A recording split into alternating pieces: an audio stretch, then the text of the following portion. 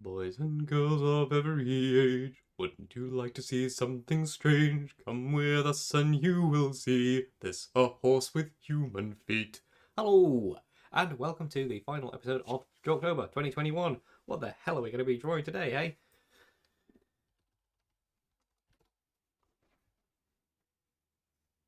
The answer is...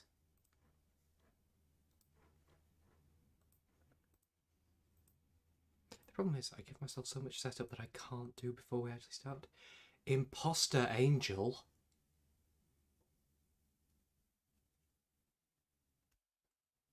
Oh. Hello.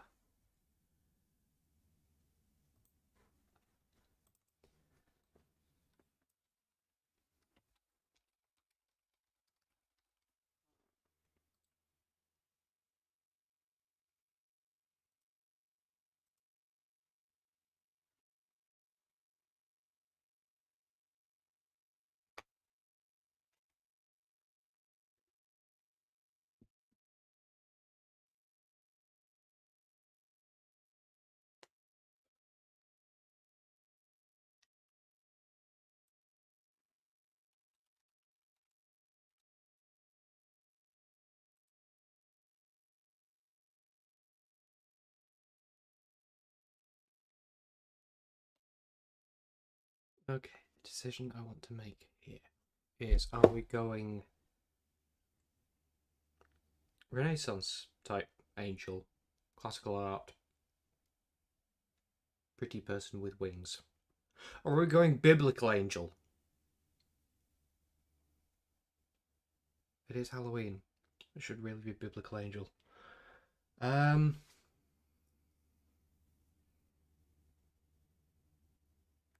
Oh! Have I not shared the link in Discord?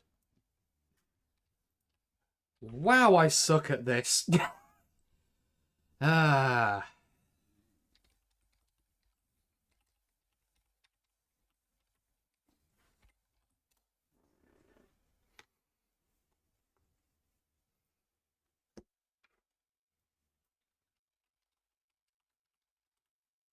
Hi, John. I forgot to post anything in Discord, so someone was already watching when I got here, but I don't know who, because I just see how many viewers there are.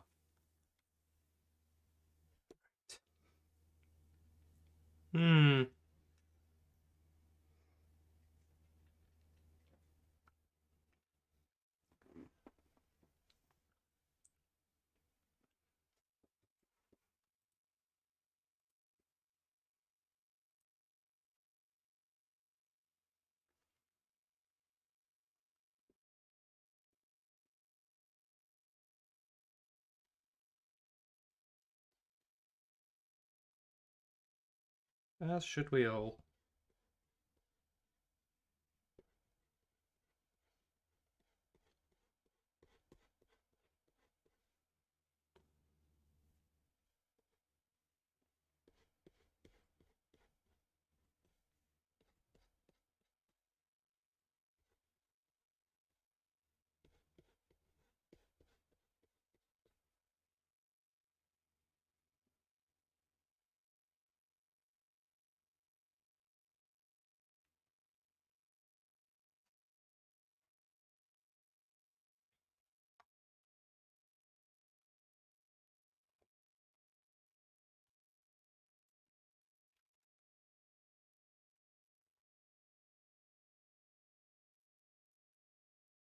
Hello, Jen. Hello, Humphrey.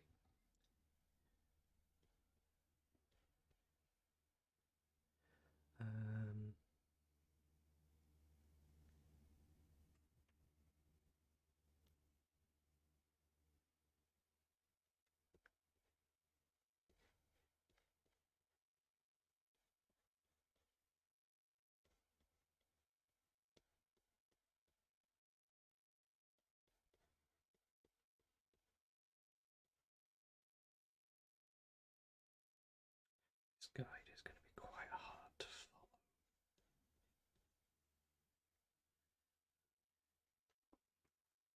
Especially as I've drawn them off center from one another.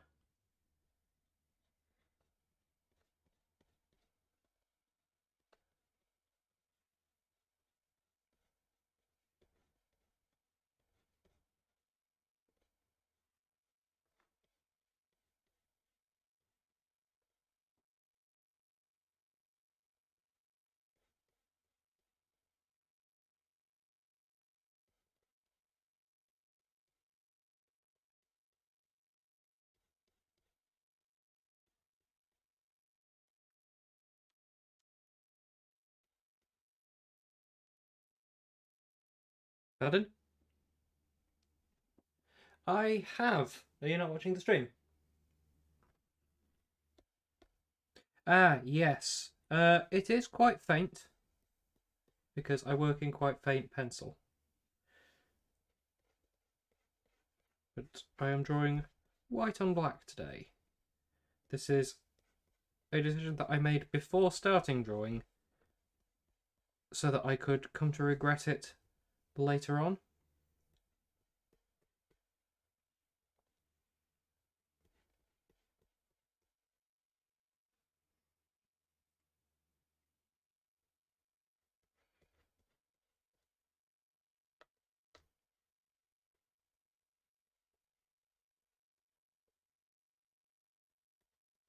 Could probably have done this with a symmetry tool.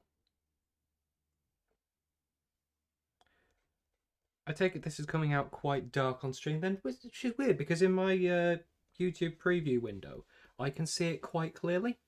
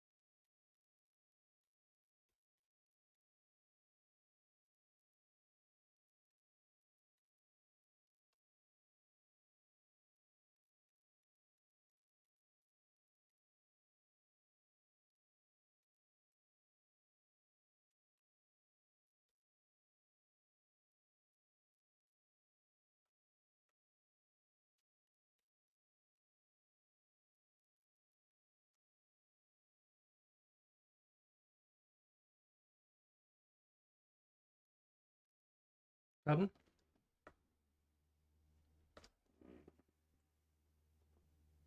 How would you spell it? Is that?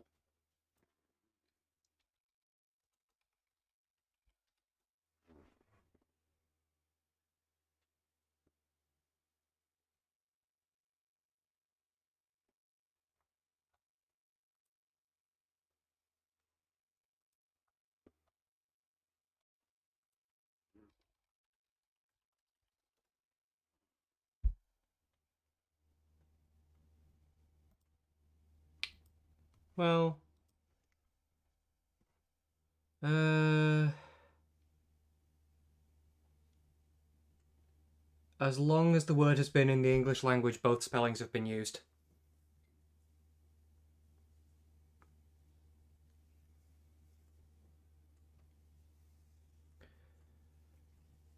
Imposter with an E is more common than imposter with an O in some areas of English.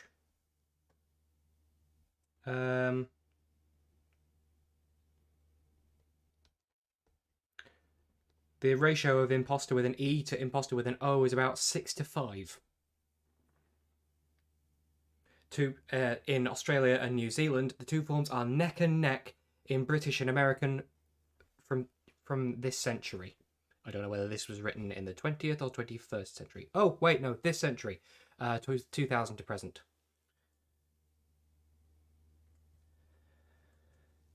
Really? However, Google Books search, imposter with an O is about 3 times more common than imposter with an E.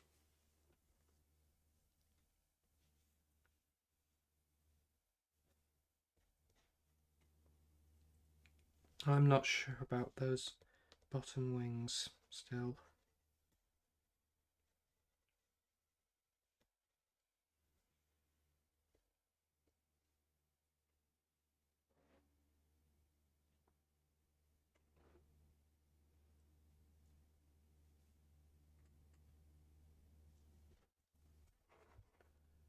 but it's surprisingly hard to get reference images for something covering its body and face with 4 wings.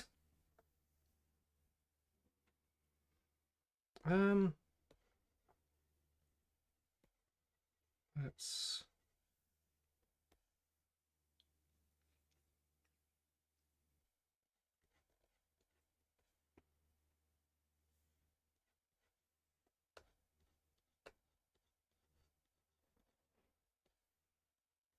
bring these up here, like so.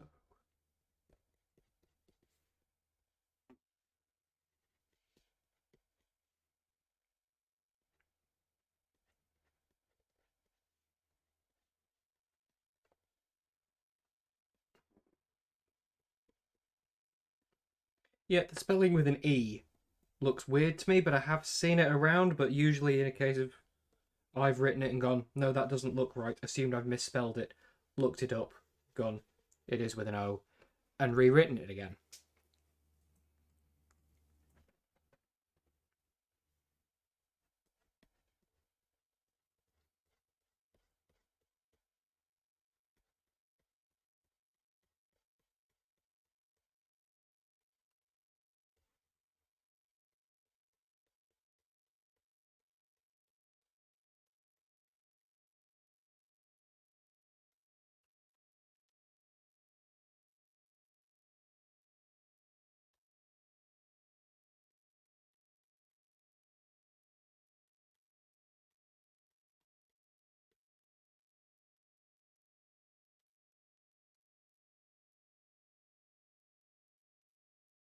I should probably have drawn this with the symmetry tool, but we live and learn, and having had a month of learning,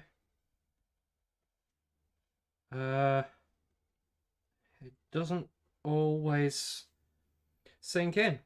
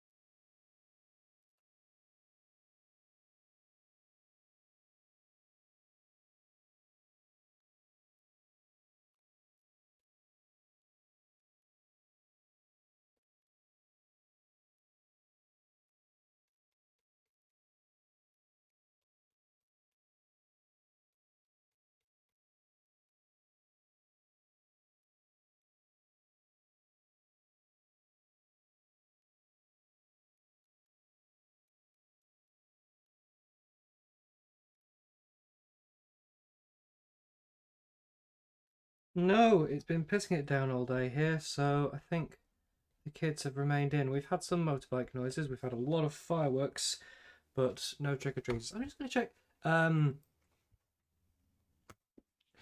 Right, no one else could hear you. That wasn't just me talking to myself about the spelling of imposter. Mum has been on the line since not long after I got here. But as usual, I forgot to do something normal. It's been on since before you arrived. Oh, you weren't in the channel when I joined it, were you? No, I just sat here waiting for you to turn up. And as soon as you did, Okay. I did.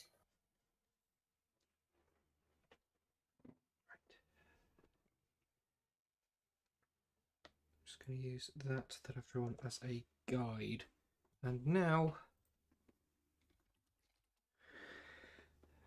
change what I'm looking to for reference images. I've just posted another photograph of Magnus.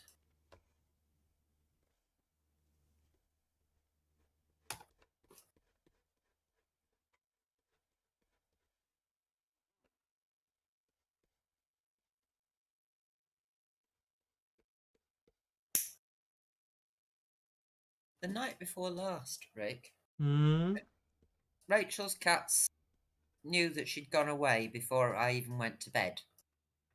So Izzy and Lottie were on my bed, all socially distanced, along with Rooty, who was up by my pillow, and the two girls at the foot of the bed. And I came up, and at least one of them got up and went away. And when I got up sometime during the night, Fred was curled up next to me, and Lottie and Tibby were curled up together. I'll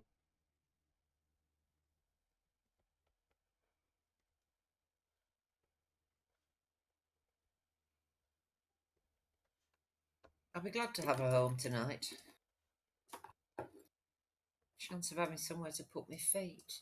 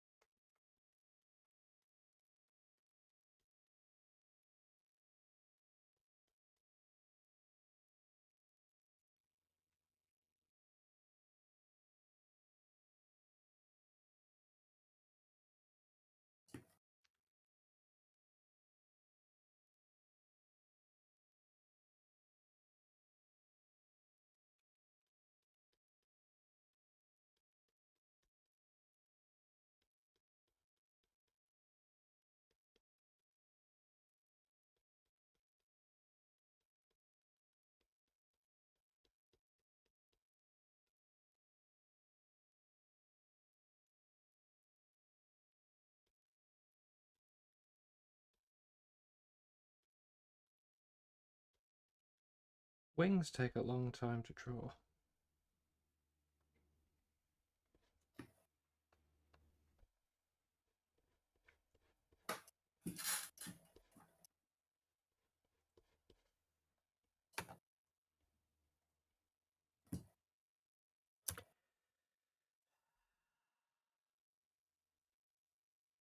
Especially when you draw them on the wrong smegging layer.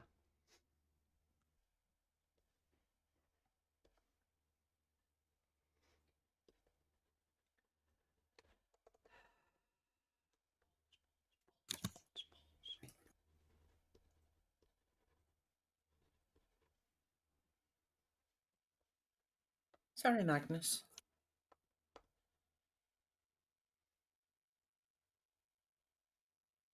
I just nearly trod on his foot.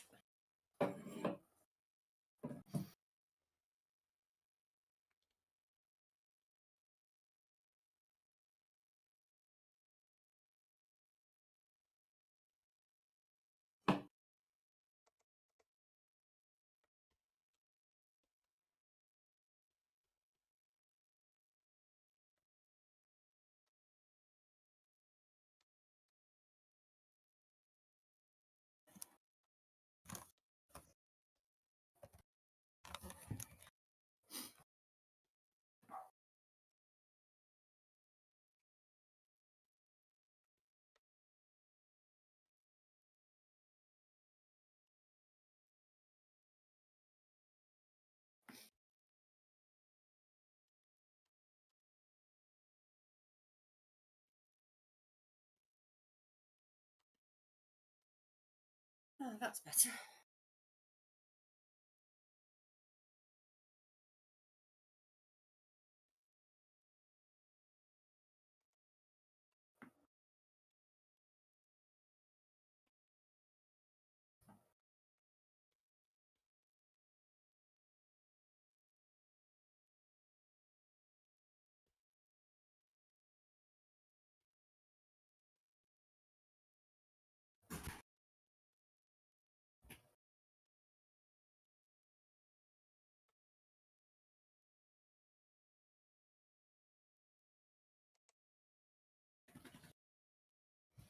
You've got cold, wet feet, haven't you? Cold, wet feet.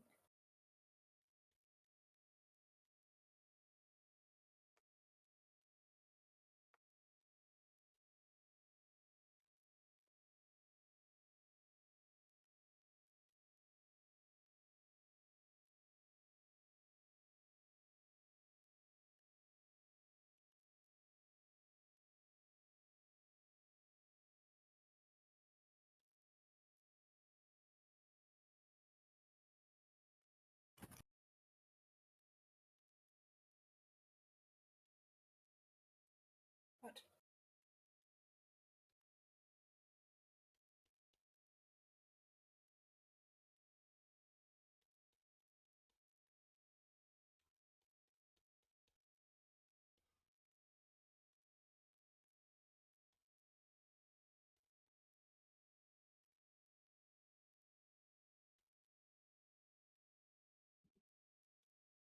That works.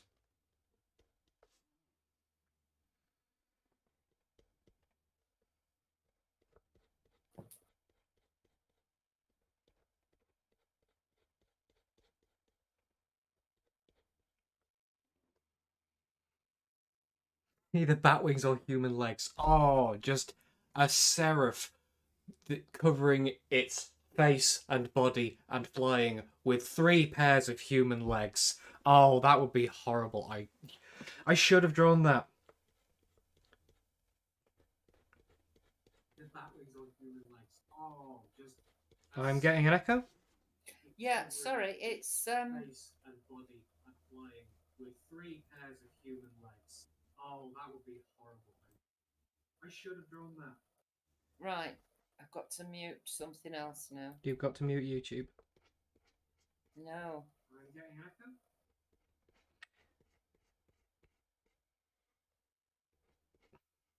You've got to mute wherever you're watching the video.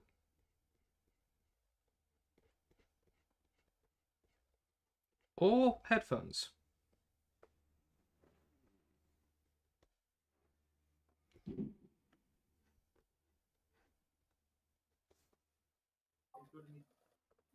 You've just unmuted it again. Yes, but I've turned the sound bar off on the telly. Oh, you're watching me on TV. Yes. Hello, Mum, I'm on the telly. Yeah, I'm casting you to the lounge television.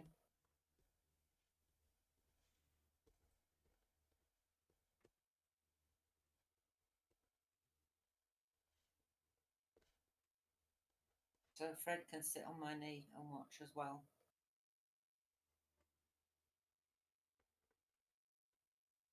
The advantage was that when I was watching you on the telly,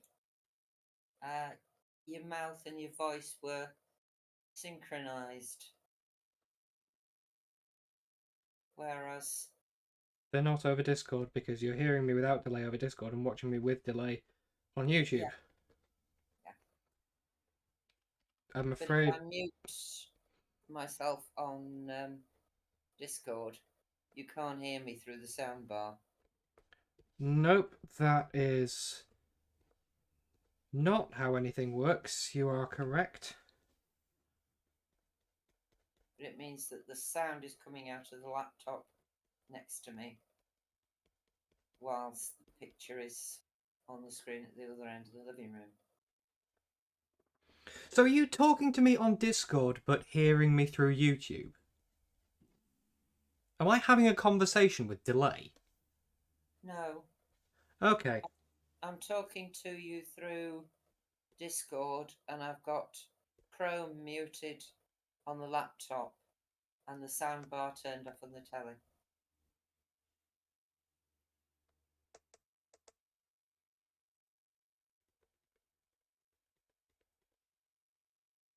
And your face doesn't start talking until your Halfway through a audio is sentence. finished.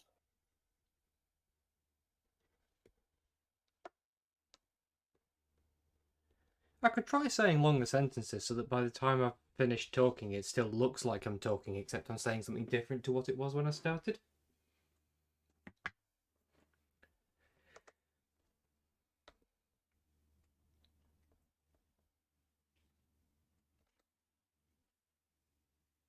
Just started saying that.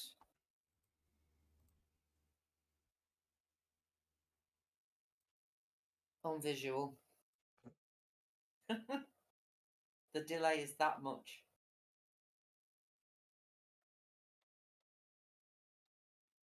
Fred is fascinated. Hmm.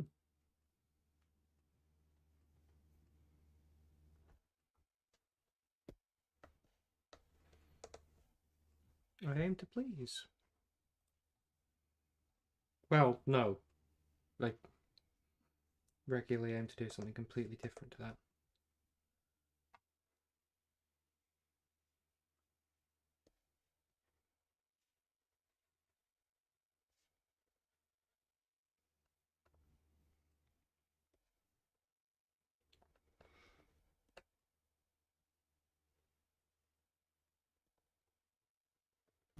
Thanks.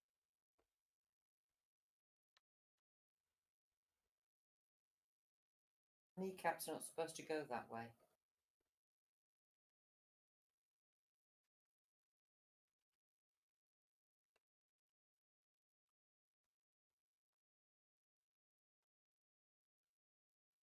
He's staring at me.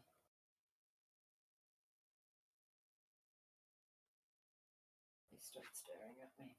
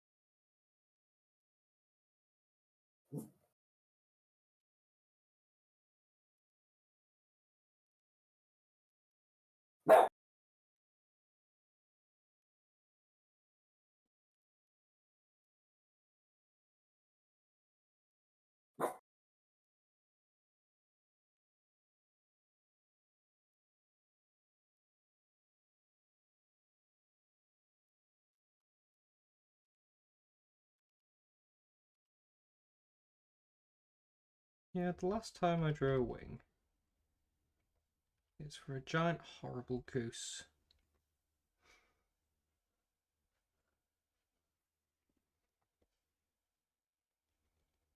Which was a boss fight for a D&D game I was running.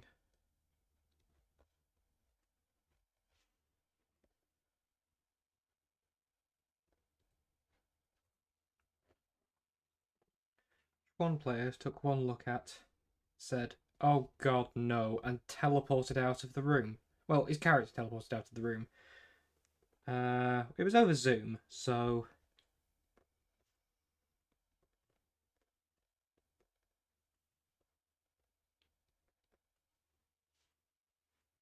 his player sort of...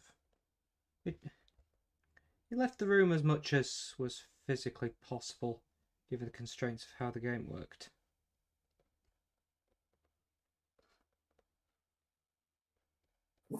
Fred.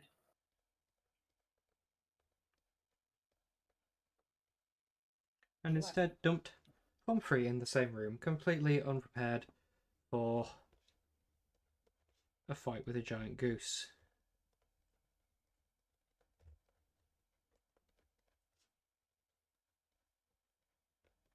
as is the natural state of being. Outside of Canada.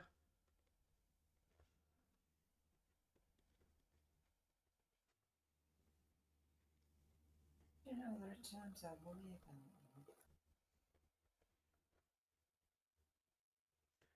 Don't know whether that was to me or the dog. I think it was me. You.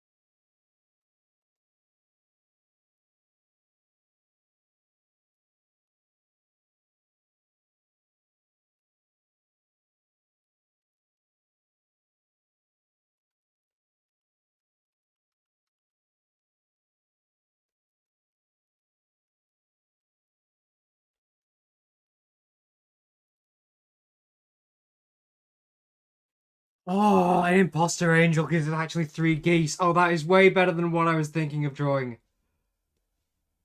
Oh. Yes.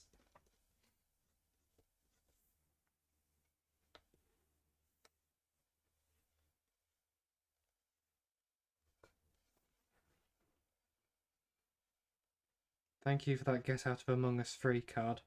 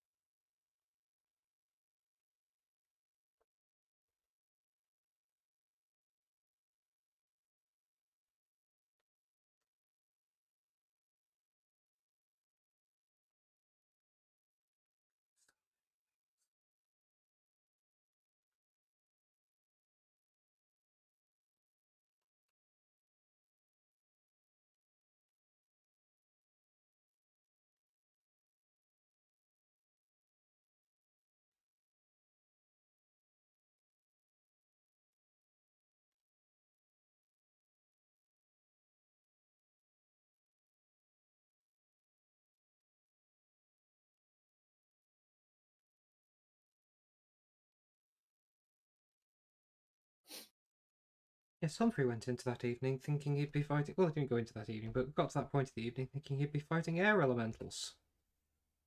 Or dealing with air elementals in Whitby.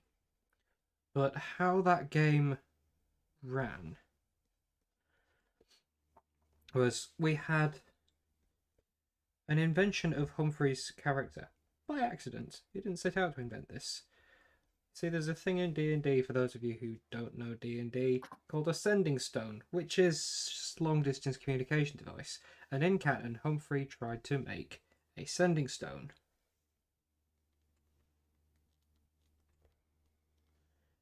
And instead made a stone of sending someone somewhere. Or a pair of them. Which, if one person tried using one, they swapped places with the other person. Usually, without much warning.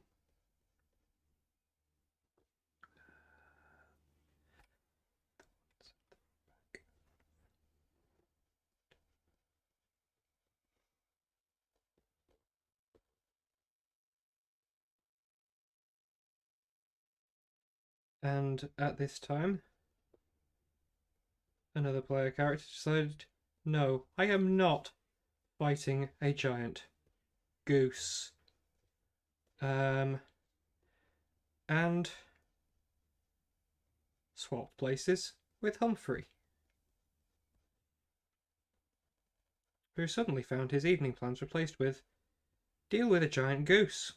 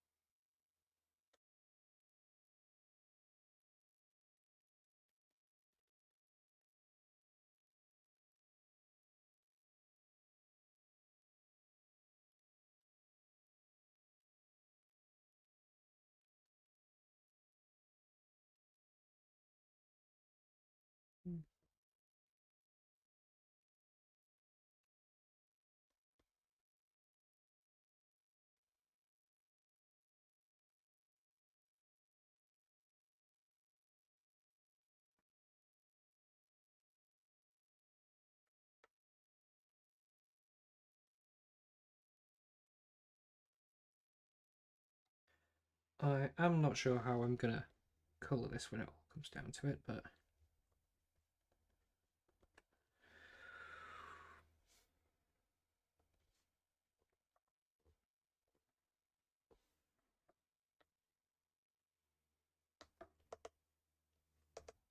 now you'll probably have noticed that I've also drawn in these things around here, which are about to come into play.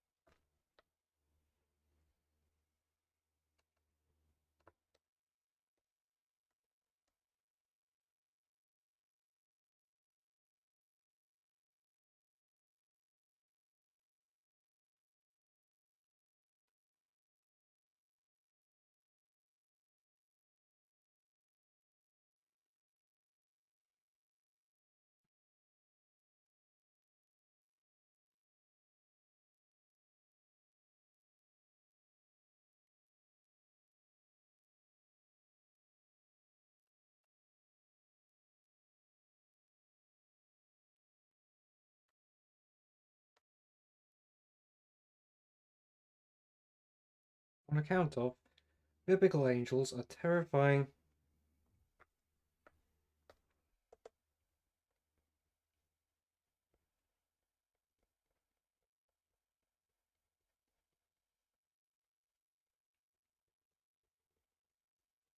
Hello, Ruthie.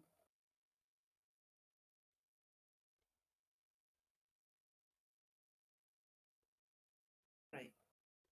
Is there a piece of paper where you want to sit on my knee? A mischief.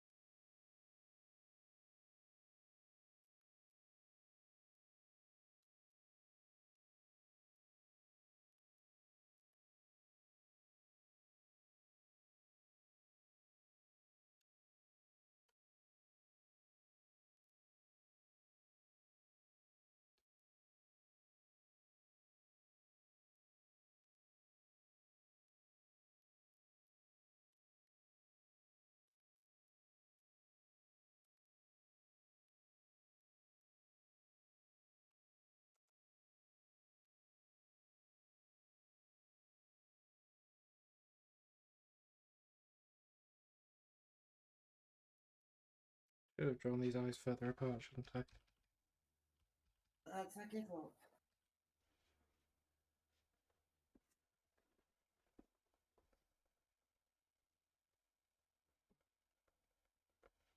I was trying to do some of my tapestry, but because I have two large ginger cats fighting for lap space.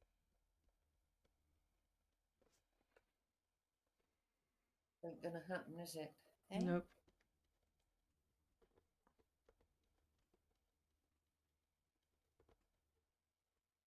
She has been particularly attentive of late.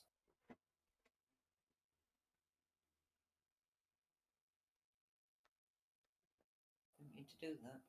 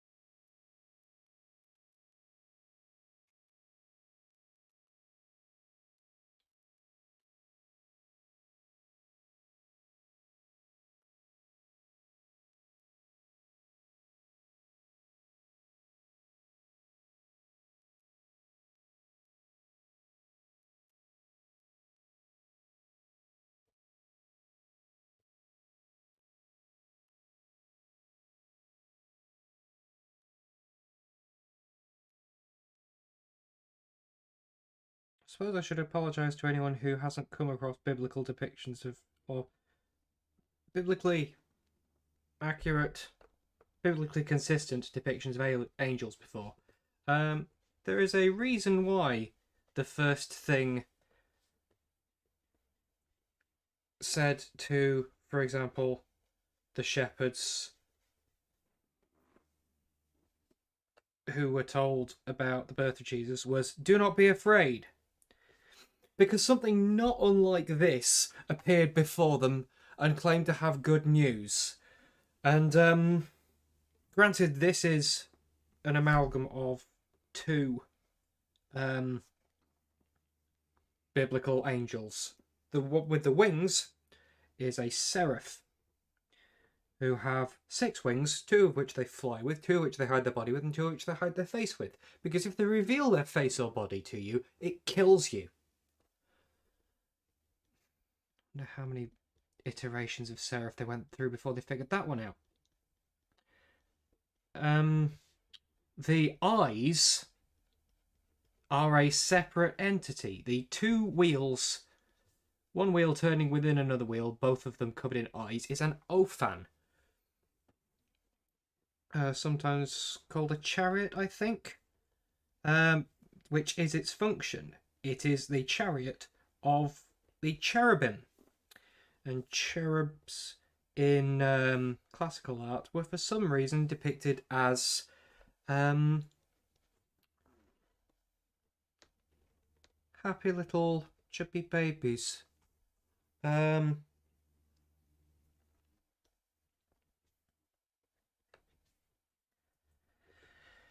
John apparently will survive an encounter with a seraph. Yes, the actual description of a cherub has 8 wings. 2 each assigned to the heads of an ox, a lion, an eagle, and a man, who are the 4 living beasts in Judaism, and also symbols of the what's name? The gospel writers in Christianity. As far as I know, depiction doesn't involve arms or legs, just animal heads and too many wings. Hence, requiring 2 wheels covered in eyes to get around.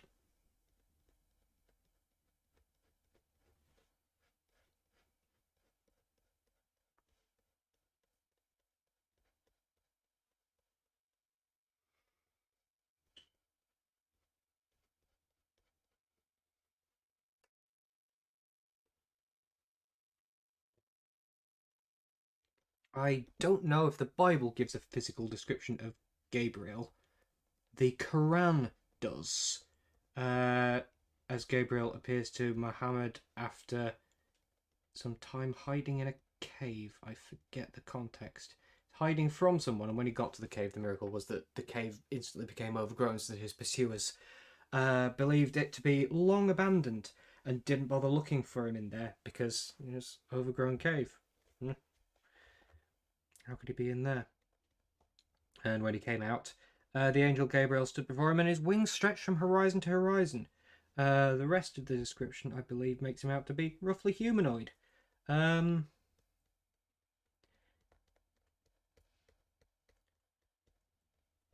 Just heck of a wingspan.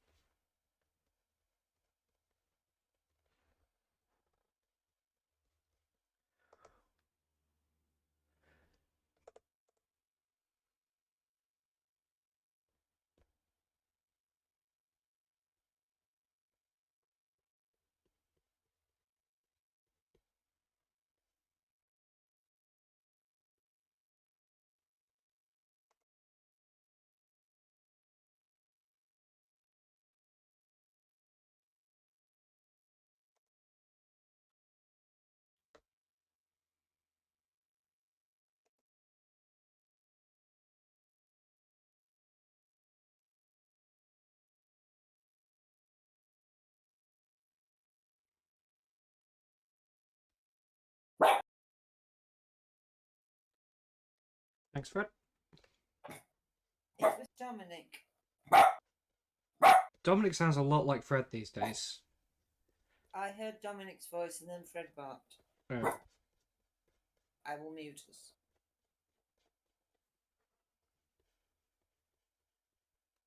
Does make more sense than it being Dominic barking. Dom, incidentally, is Mum and Rachel's next door neighbour, who they may have mentioned on previous streams.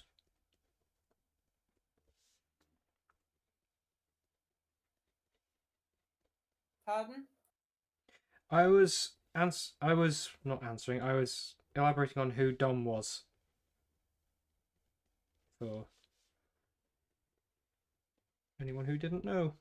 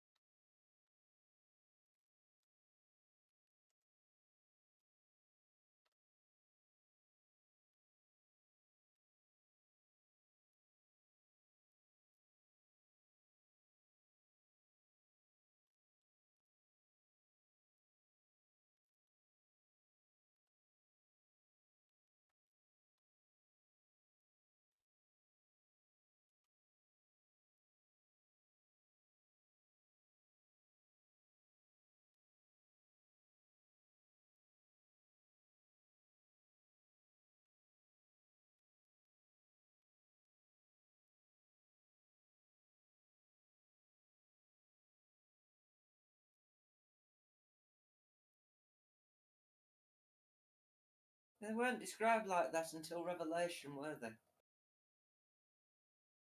I don't think they were described before Revelation.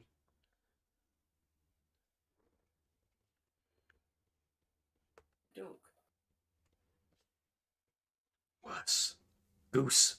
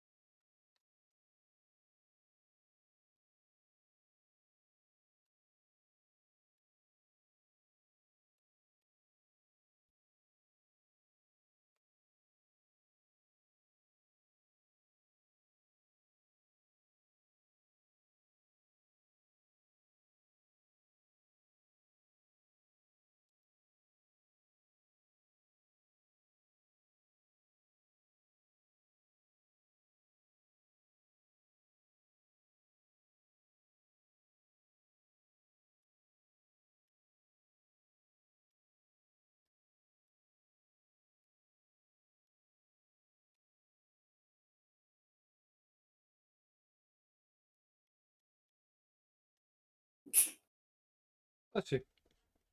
I sneezed, Freddie. That's all.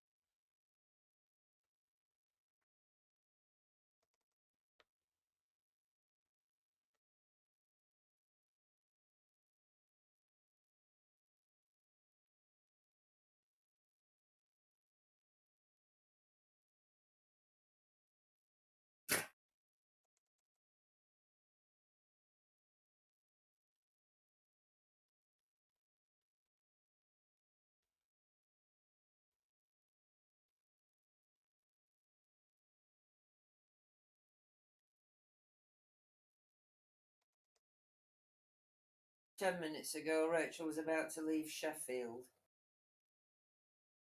Oh dear. Oh.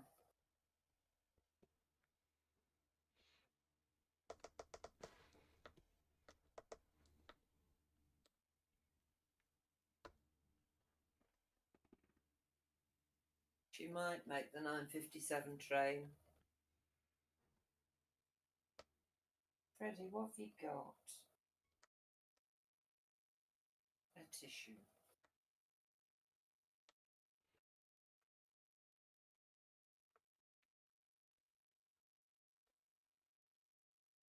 You are.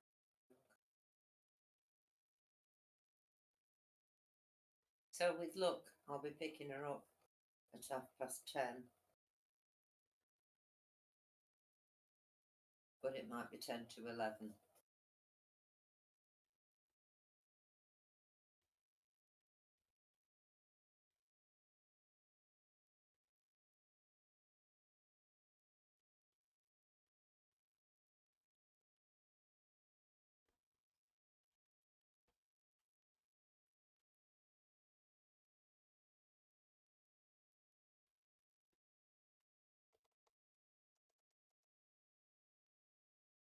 All the clocks in the house, but I haven't changed the clock on the shed.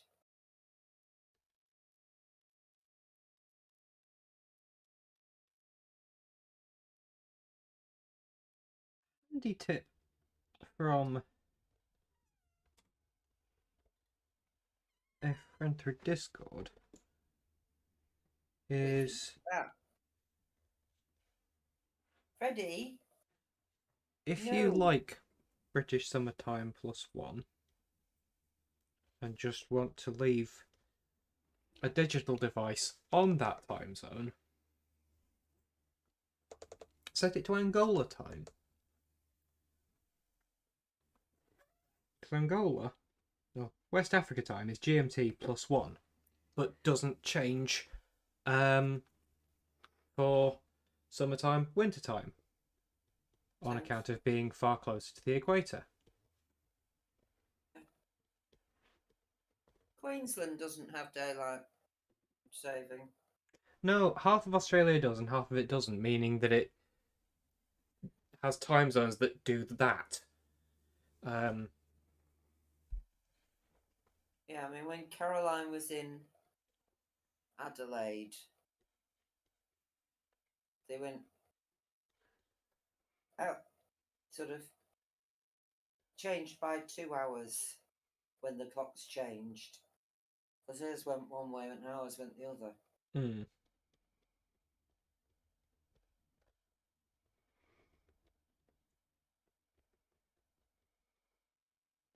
I think by the time the clocks changed here, when Rachel was in Australia, she was in Queensland. Or at least travelling down from Cairns. Mm. Oh, Freddie. Rooty's comfy.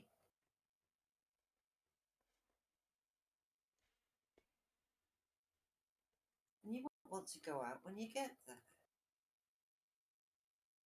Sit on the sofa. Now we've got one.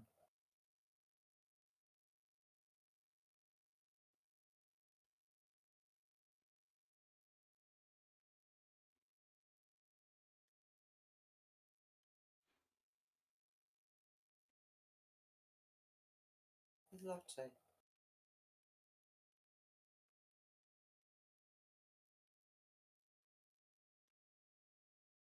She doesn't want to get up.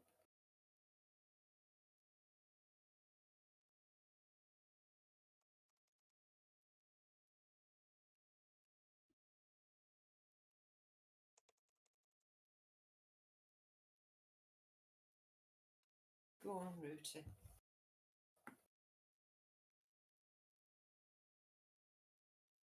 Oh, shut up, Fred. Shut up.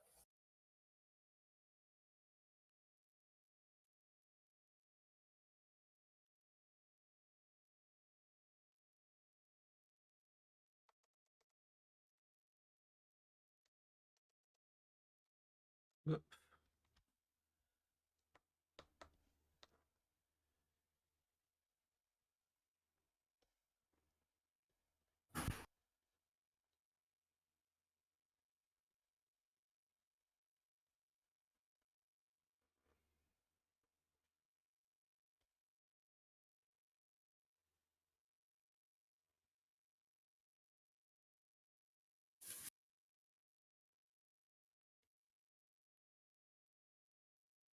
Dog's out.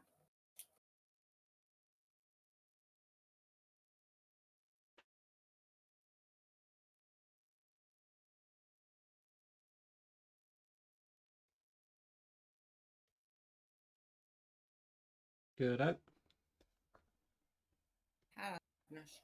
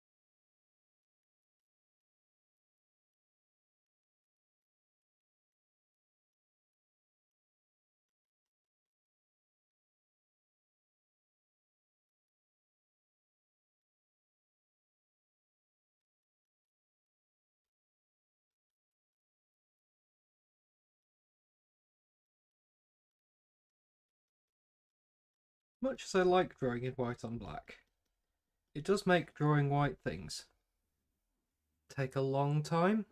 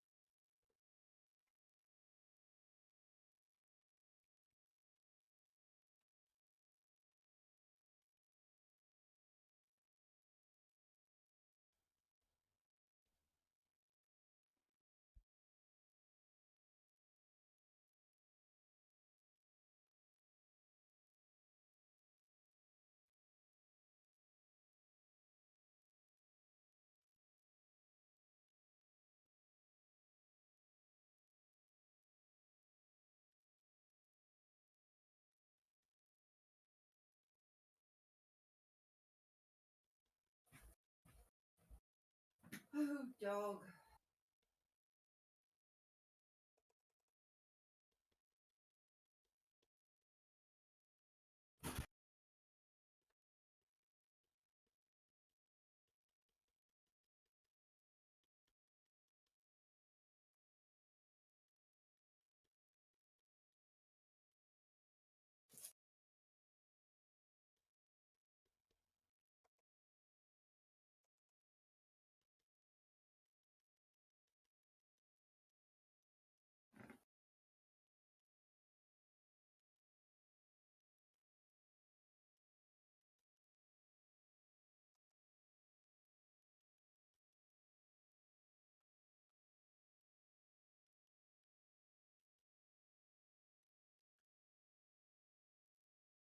For the record, tonight I am not holding myself to the normal 2-hour limit. So you could be watching me colouring geese for quite a while.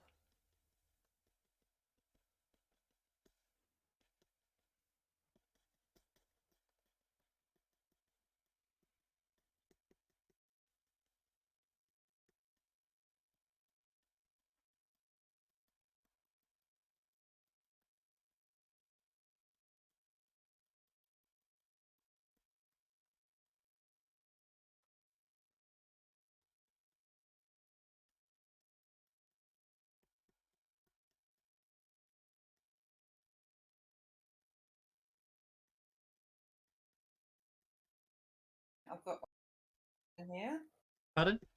with the exception of you. Pardon? I've got all my boys in here, with the exception of you. Well, I'm there in spirit. I mean, you're talking to me. So if he's putting like footprints over my tapestry chart. But that's one better than what he did before, which was put wet footprints on my bloody tapestry. Thank you, Tibbs. I'll give up again. I've done 3 stitches.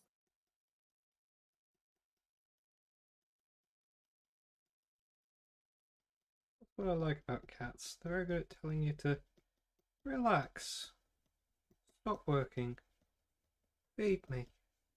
Yeah, it's very difficult to relax when you've got a set of needles sticking in your thigh. Oh. Kippy!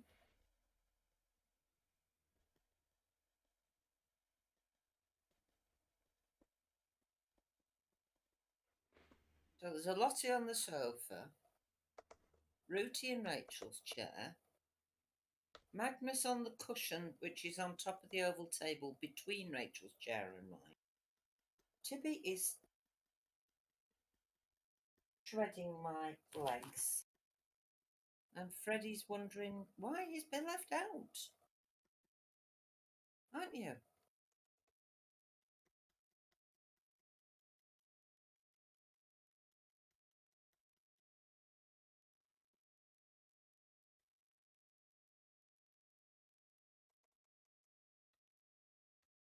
Rooty. Go on, Rooty's over there. Don't you dare pull threads in my new top. Go on.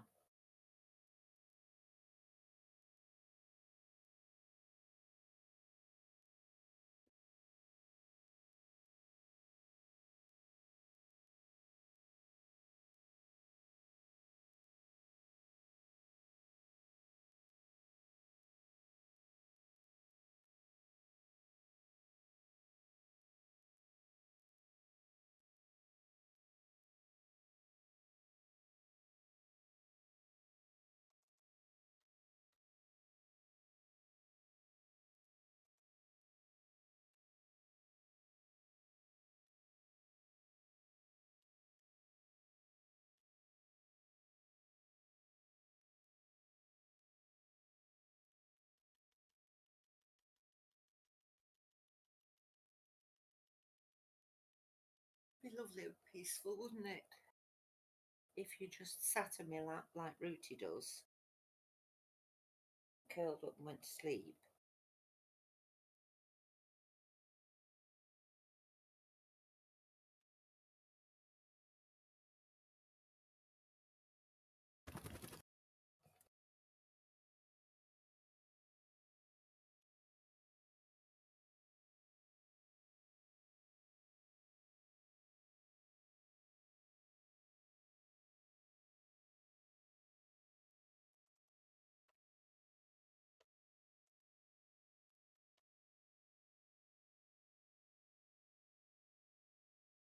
Come on, go to sleep.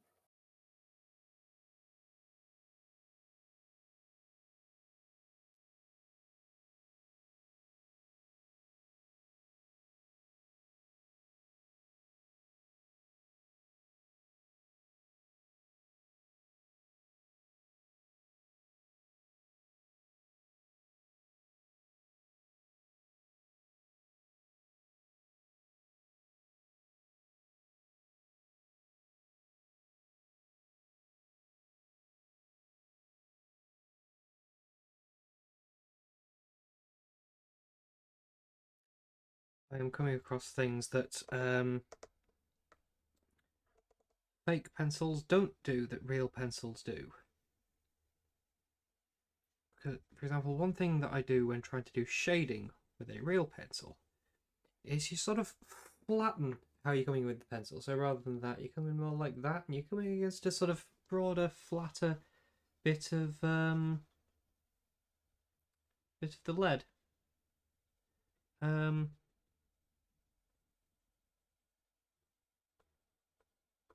I think there are some drawing tablets that do this.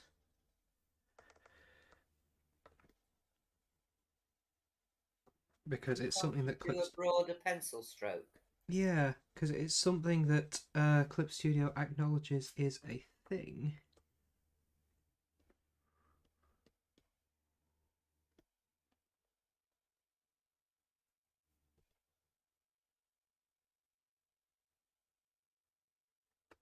To change the tilt of the stylus. It's just not something I can do.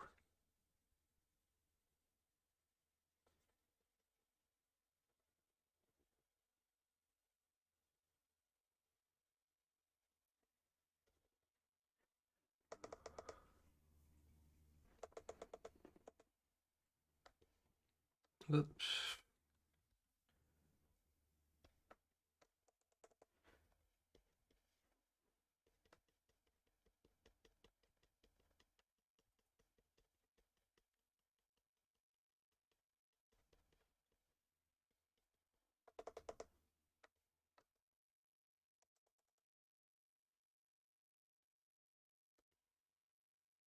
How big is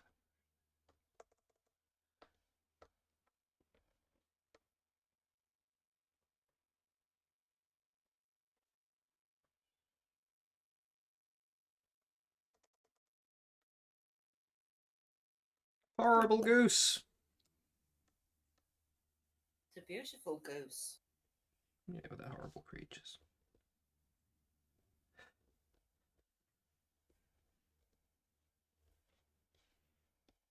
Egyptian geese are beautiful, but they're actually ducks.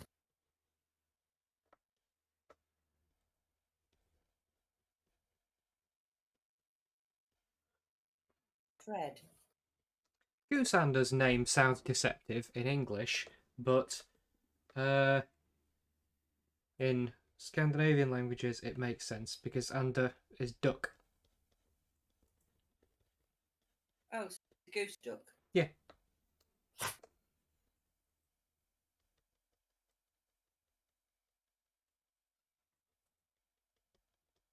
It looks like a goose than the Chinese duck goose does. The Chinese goose looks like a goose, but it's a duck. What, Fred?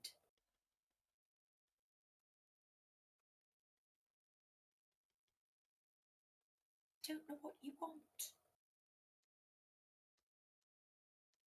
I've got to find out what he wants.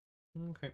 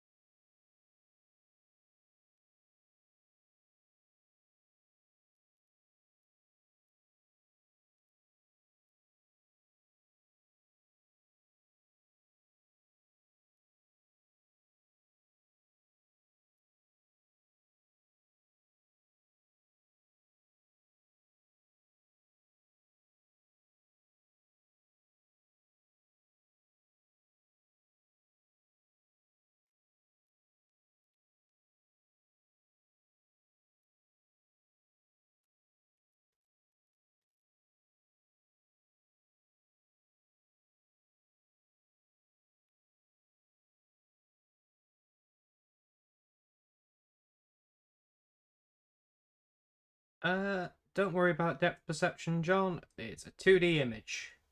It's not your eyes that are at fault, unless it's something else that you're failing at depth perception with, in which case, dunno. Can't help.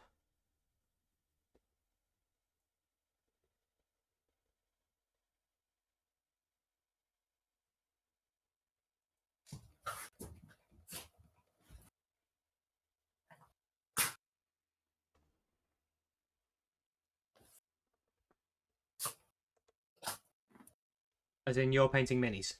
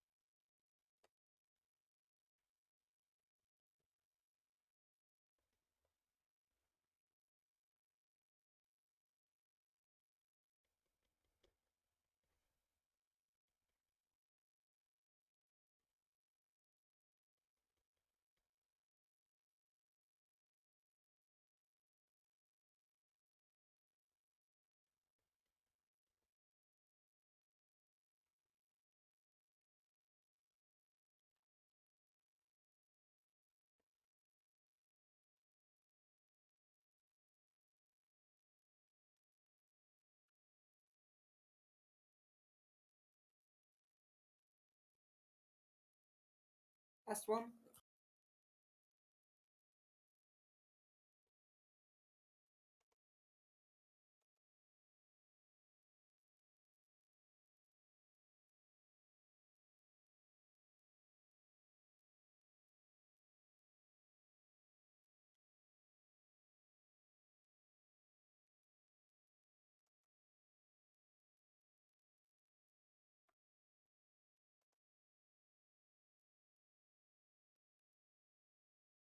Something about watching paint dry.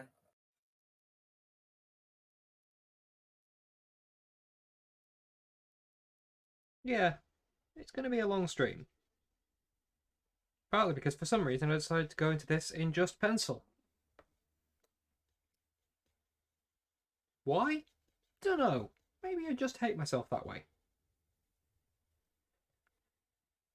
Gone, Fred. All gone.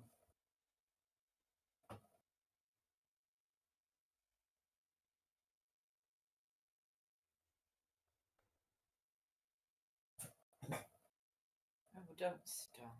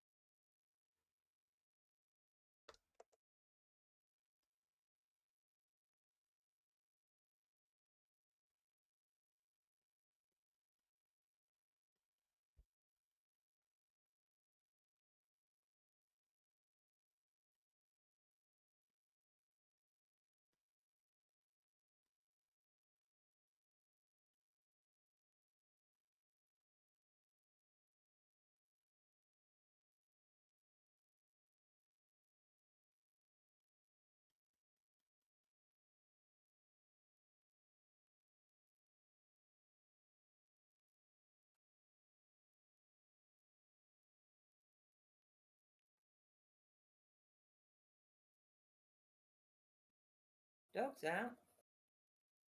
Goodo. No, it's wet. And when he comes in, he will be wet. And then I will be wet. Our cat flap is locked.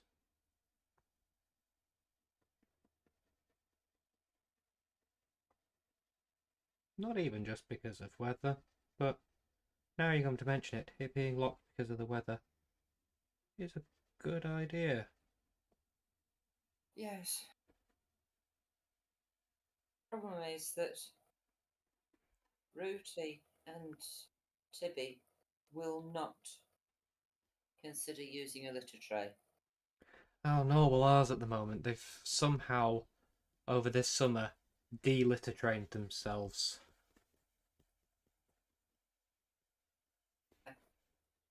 It's beneath them to use a litter tray. Oh God, the dog wants back in again.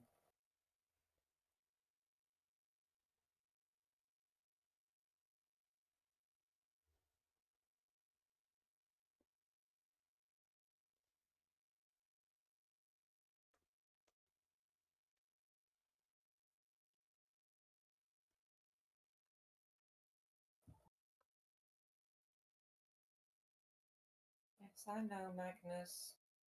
I'll let him in a moment.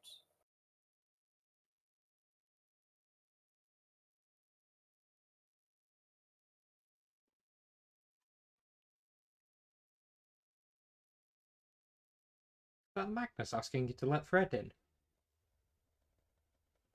No, he's going to sit on the sofa.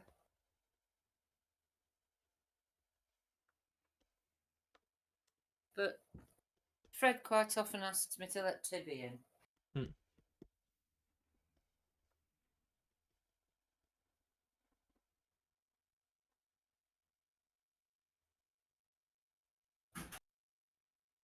You need a towel.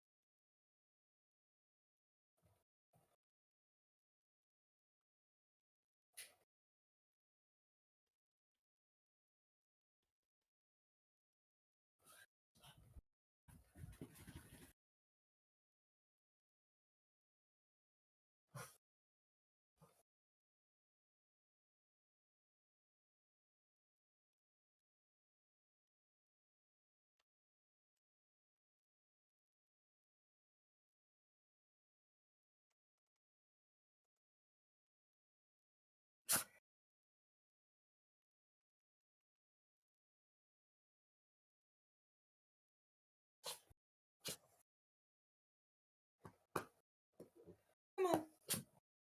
Come on.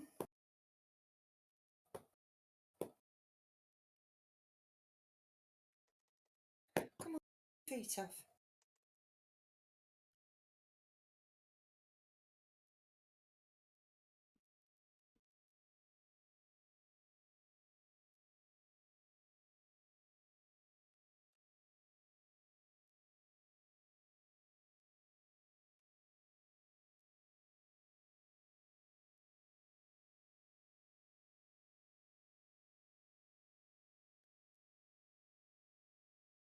That is a hard angle to shape this tool. Don't know why it's harder than the other one.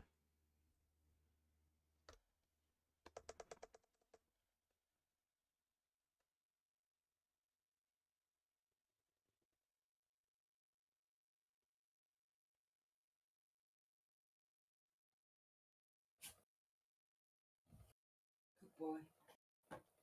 Good boy.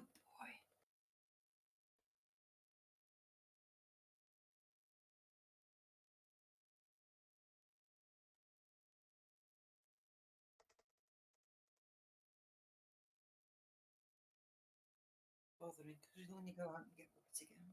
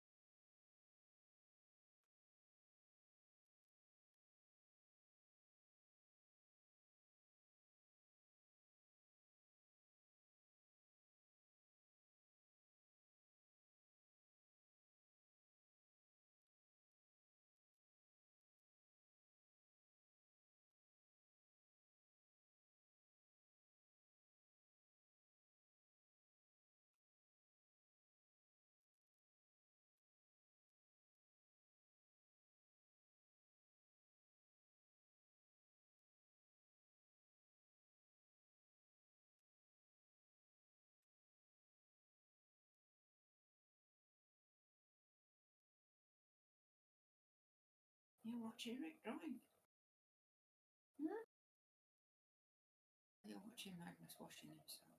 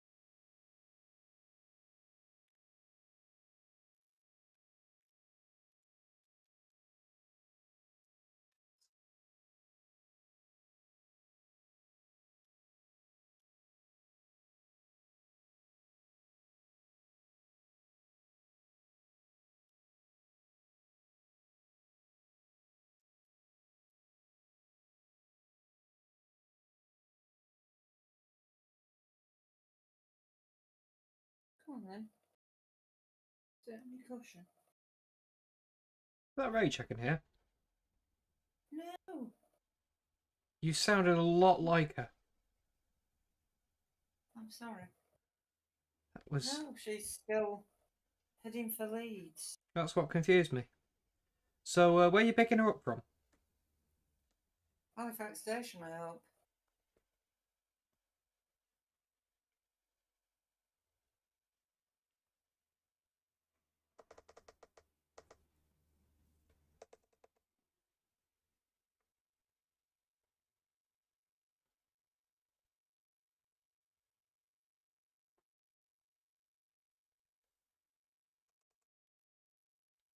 Actually, that smudge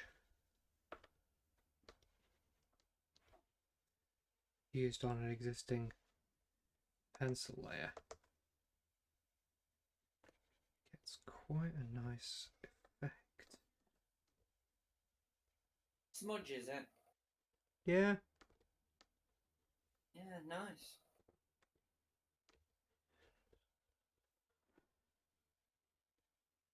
Look. Fingertip pulls it around a bit too much, but this is just blurring. I'm going to try that on this over here.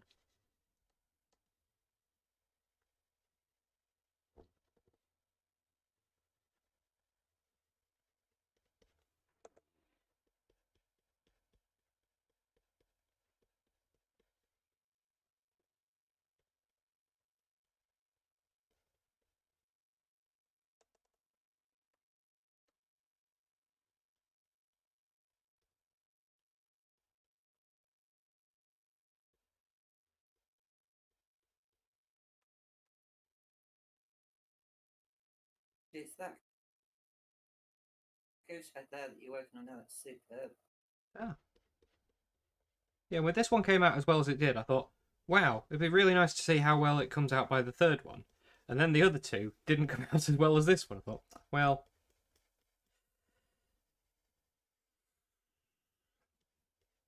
you live and learn, I guess.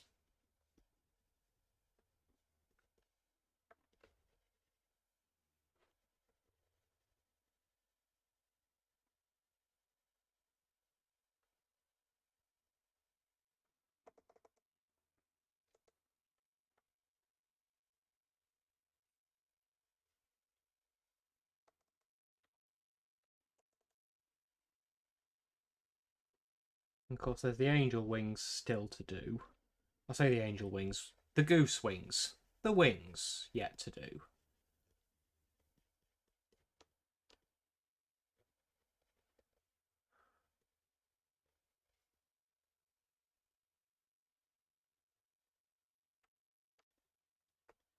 I'm glad I said I'm not going to limit myself to 2 hours. Because I reckon, given time that my sort of self-assigned constraints didn't allow me. You've got some very loyal friends who stick with you to the end.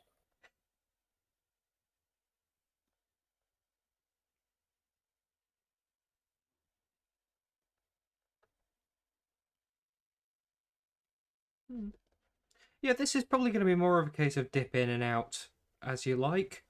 Have on in the background. Don't devote your full attention to me blurring some geese.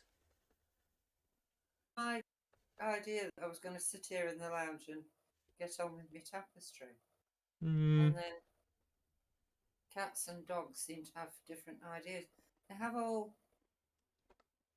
Ruchi's still on Rachel's chair. Tibby has disappeared. Fred's asleep on the rug. I might stand a chance now. But no doubt as soon as I pick it up, one of them will go, "Oh, can't do with you paying attention to something else."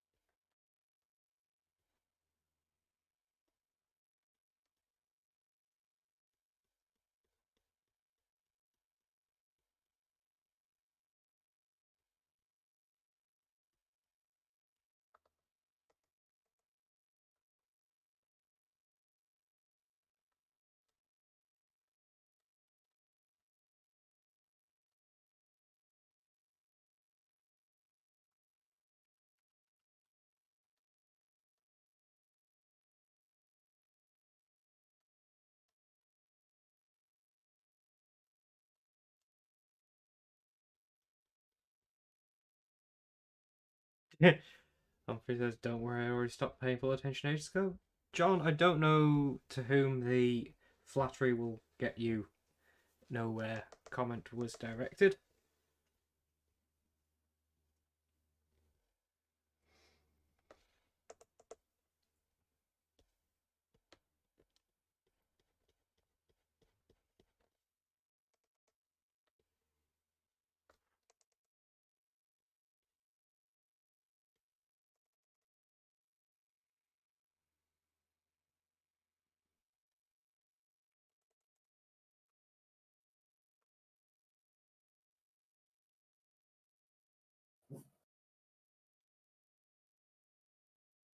You've got to do something else with those eyes as well, have you?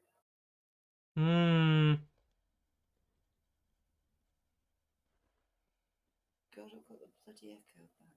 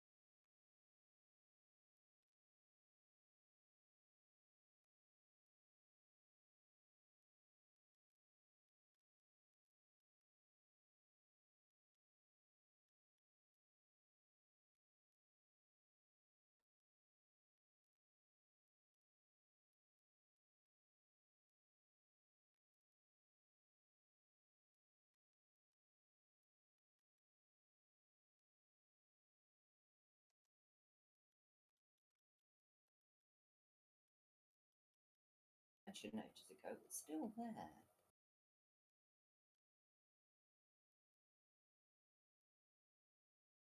Oh, bugger it, I'm going down the pub.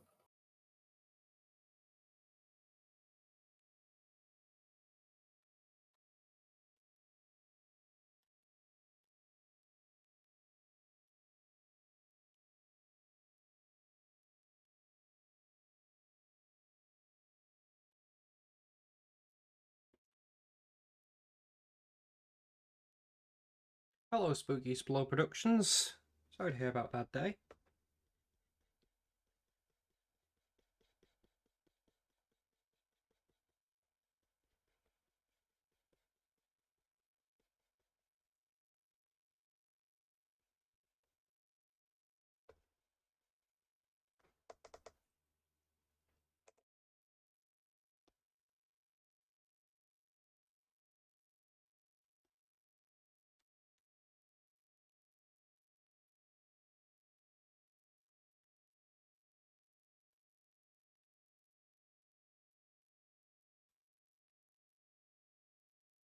Six.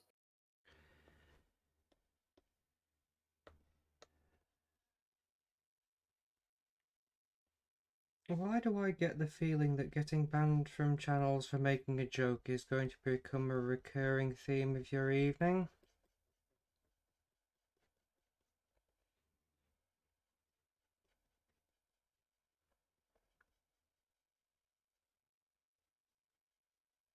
Ah,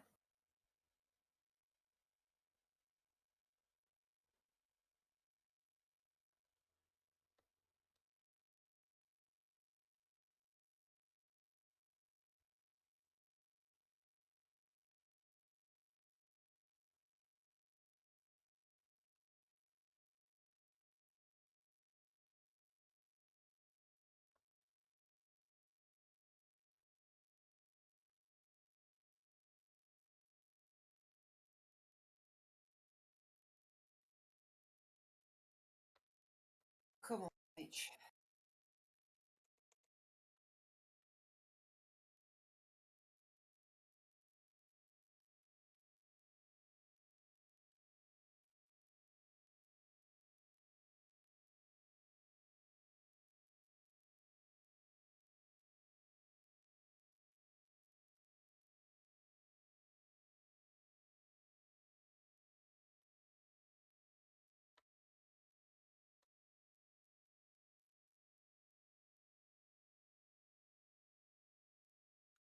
I mean, that does somewhat depend on the joke. But at the same time, I get the feeling I might regret asking.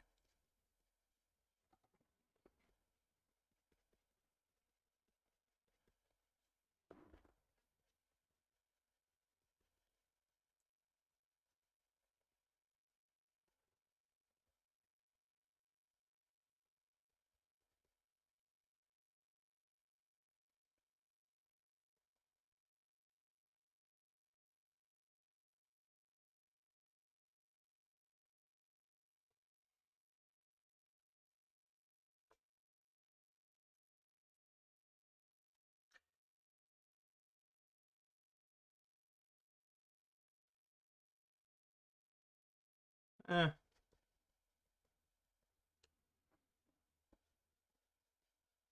Yeah, I guess if there's sort of prior context, people might take unkindly to that. But on its own, yeah, it did sound like you were setting up. With not having seen you around here before, it did feel like you might be setting up a joke specifically to get you banned from chat, because I have seen setups like that on other channels that's just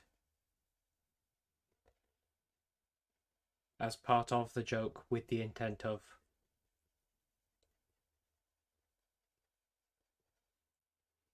just getting kicked.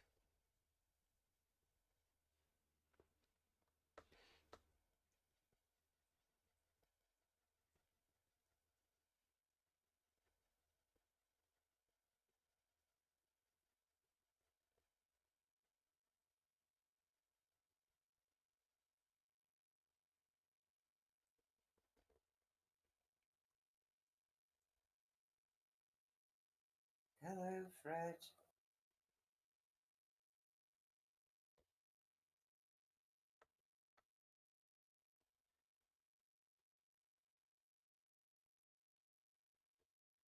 Yeah, keeping an eye on chat is harder than it seems like it should be. So, I mean, here there are, what, 4 people active in chat, and I'm not really keeping on top of it.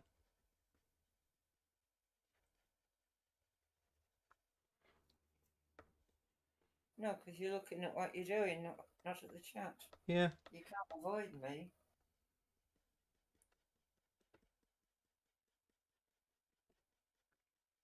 Unless I'm muted.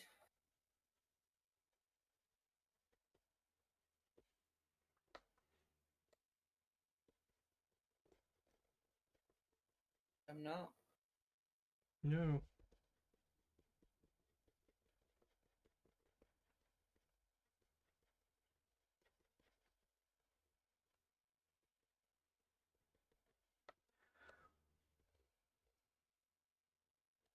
Let's neaten up some of the lines. Because then I'll know what I'm actually looking at.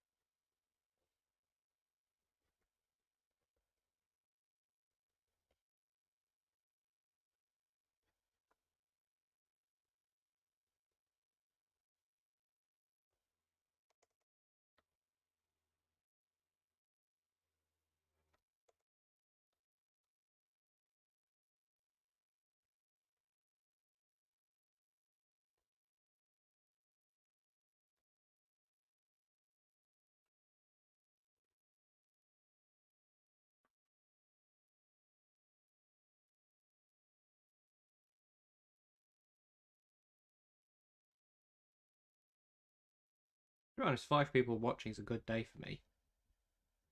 Well, it's a busy day for me. Like,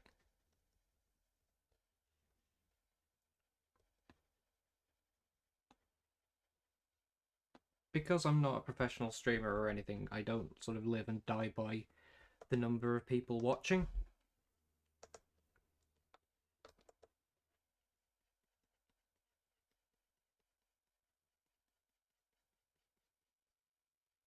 And the people watching are just people I know who come along to see me draw and occasionally regret it because I draw things like horses with human feet or 3 geese pretending to be an angel.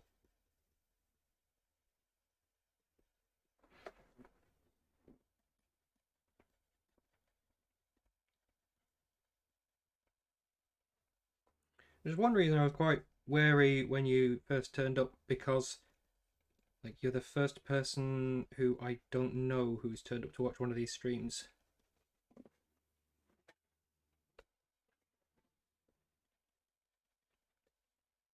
Hey, John, I've drawn several things this month which were not 3 geese pretending to be an angel or a horse with human feet. I have drawn very few horses with human feet this month. You've done aggressive baked bean tins. I have. And one drawing I put horses with human feet in, people didn't even notice. People who were watching while I drew it.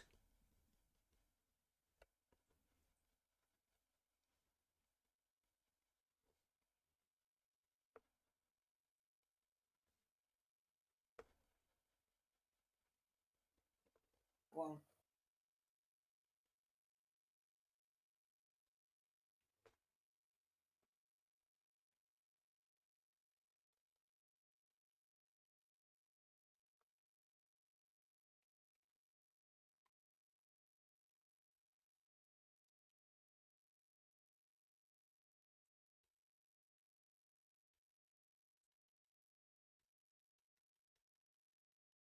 If every time you attend it's something you regret seeing, then that implies, John, you should have been there for the other ones instead. Unless you regretted seeing them as well. In which case, thanks for coming at all.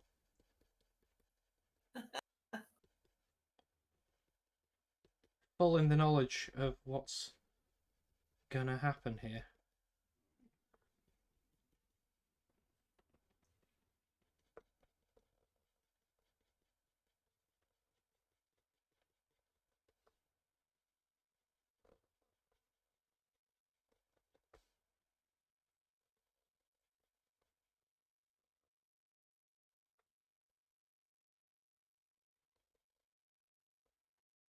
Cheers.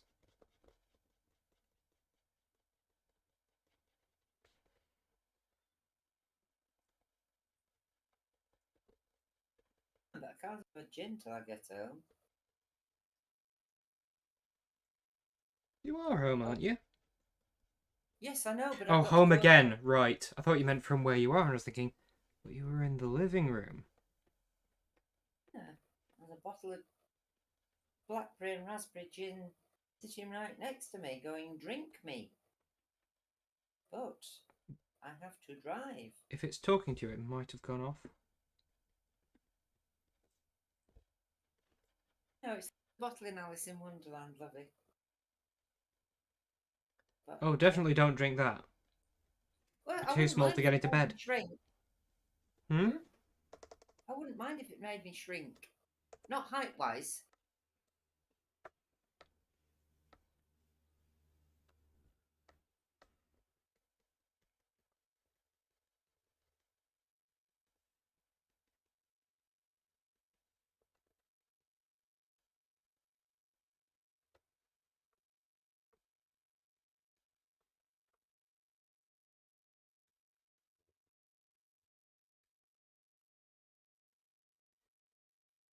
$2.40.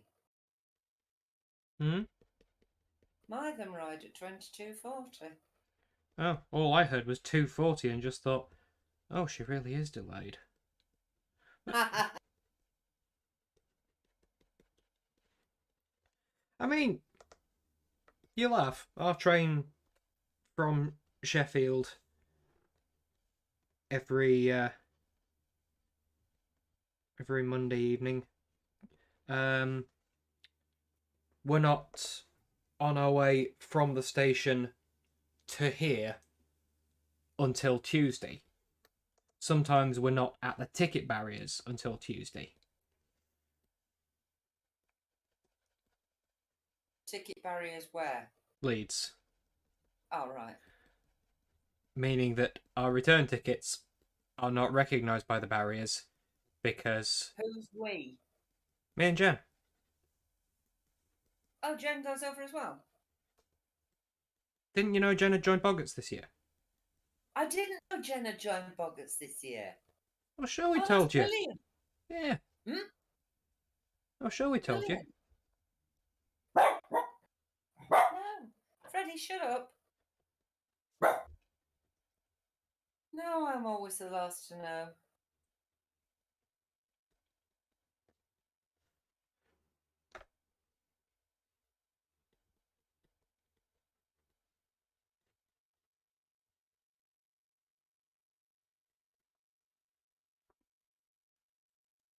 Like a new rag jacket. Yeah, not sure what's happening with rag jackets this year. Oh, well, you've got a sewing machine. Pardon? You've got a sewing machine. There are Oh, also a few yeah. spares going from ex-members. Oh. There's going to be a rag jacket making session at boot camp next month. As long as that goes ahead. We've planned to have Kay come over for this one.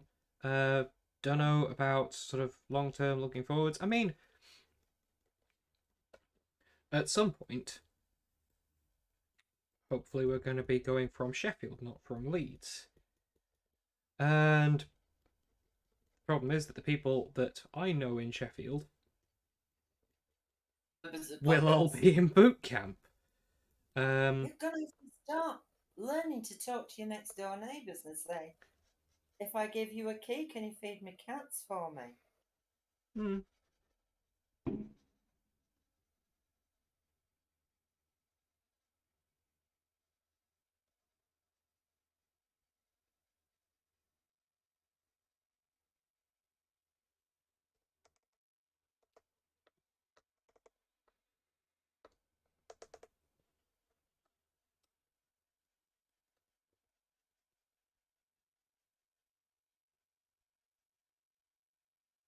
Keeping the house tidy.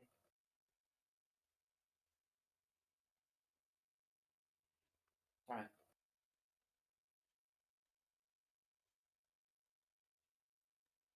I have to do that every time I have people coming in and feeding my cats.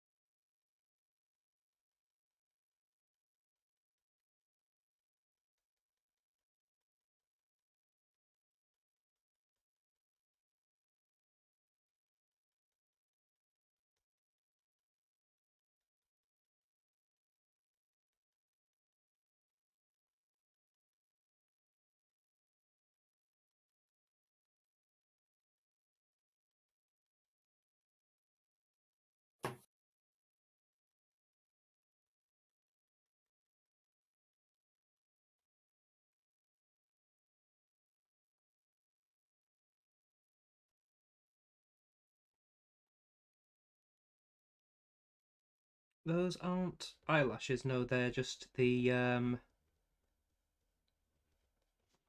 don't know what you'd call them. Sort of the patterning of your iris.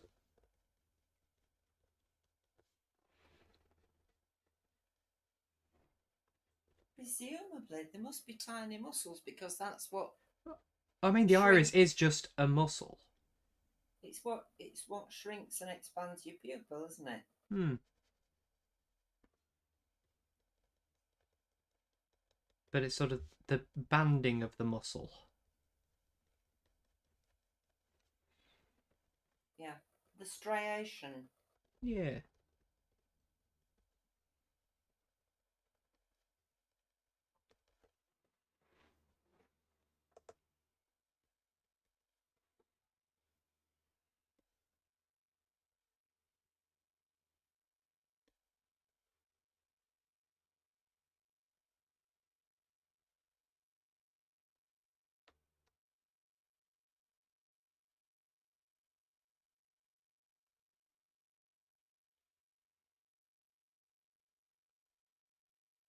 Do you do when the ticket barrier says? There's someone standing next to it who doesn't even have to check that your ticket's valid because you've just walked up and gone up to it and it's gone beep. Oh no, I don't accept that. And they just go, yeah, I know why, because it's just turned midnight. And it is not worth their time to check that everyone in that situation has a genuine problem.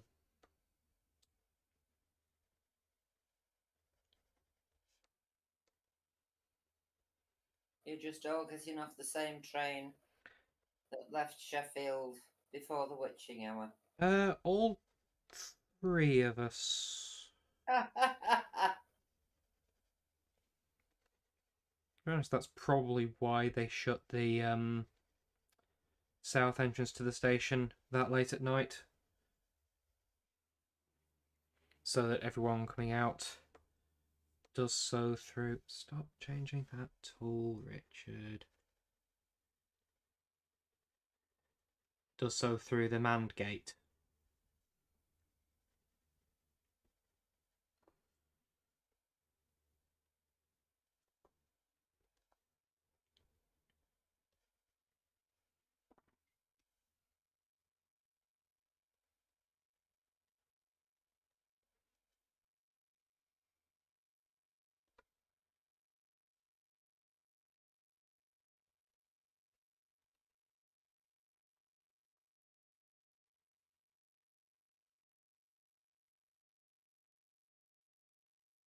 But it is.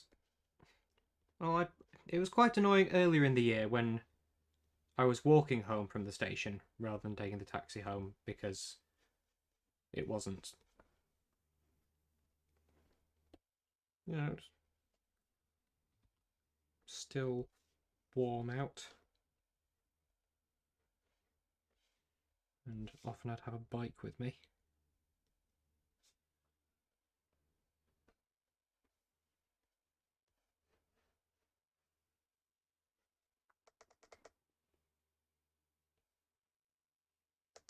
Yeah, from a distance that's worked, so call that one a proof of concept.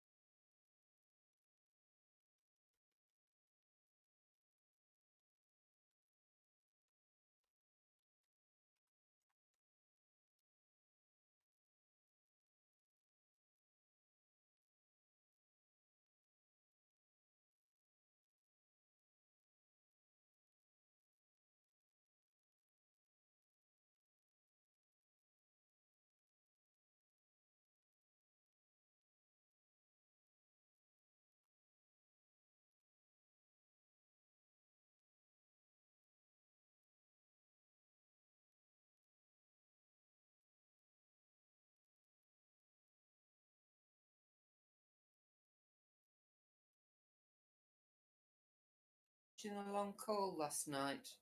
Pardon? New Anne Cleves. Pardon? Did I tell you that I started watching The Long Call Nope. last night? I've The never new heard of Anne the long Cleves. call. Hmm? I've never heard of the long call, so no, you didn't. It's the new Anne Cleves. She who wrote Vera and Shetland. Mm. You've heard of Vera and Shetland, haven't you? Yep, I occasionally get the two confused. You occasionally get what? The two confused. Ah, well, Shetland's set in Shetland. I thought Vera was as well. And Vera is set at, no, Northumbria. Yeah.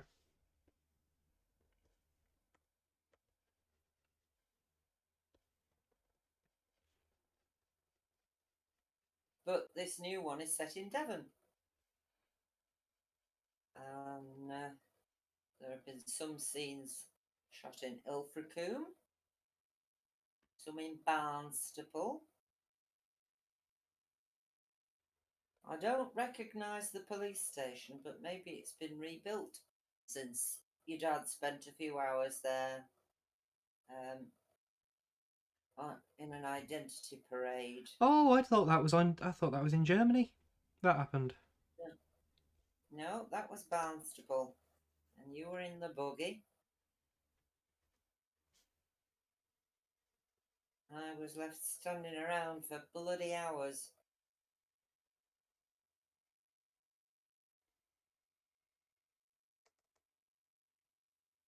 Our car park ticket wound its way down.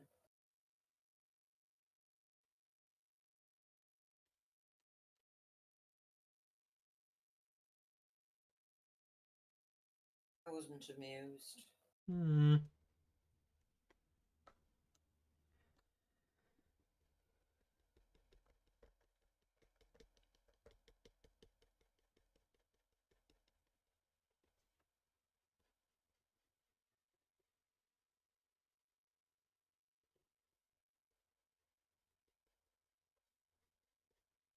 for the benefit of literally everyone who has no idea what's going on in this anecdote,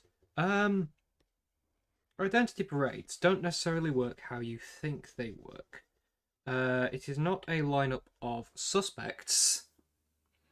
It is a lineup of the suspect and several people who match their description.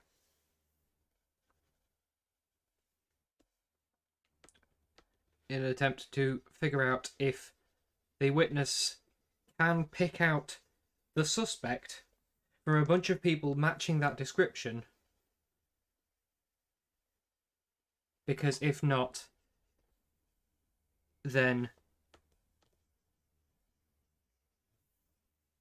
their testimony might not actually be true and useful, because there's no proof that the person they're talking about actually exists.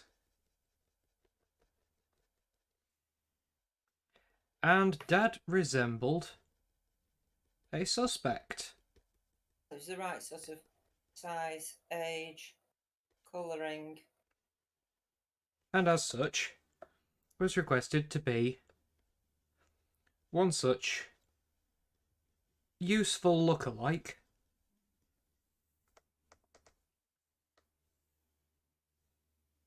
to stand next to the person who had been picked out as suspect. I suppose it's not so much is the testimony any use, and more a case of, we found someone who matches the description, let's see if they do stand out as the right person in an identity parade according to the person who made the testimony. And if they pick someone else, then you go, well, the person we pulled off the street isn't the right person. That said, I don't know what they do if they say it absolutely was that person who is someone you've just picked at random for the identity parade. But to be honest, it'd be pretty ballsy to say, yeah, okay, I'll take part in an identity parade when they're looking for you.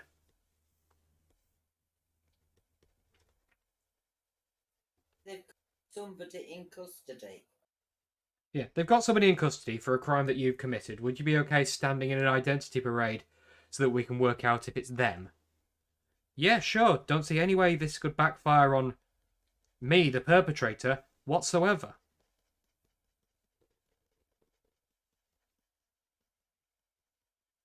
Likely. Pardon? That they will have somebody in custody that they want in an ID parade who isn't actually,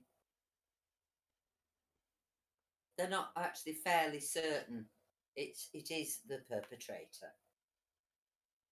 Welcome to racial profiling. This happens all the time.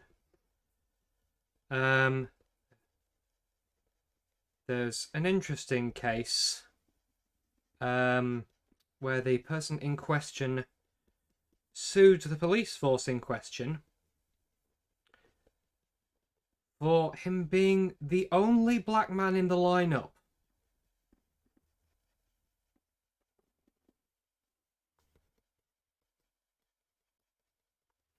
And therefore predictably chosen from the lineup as the only one who vaguely matched the description given by the witness.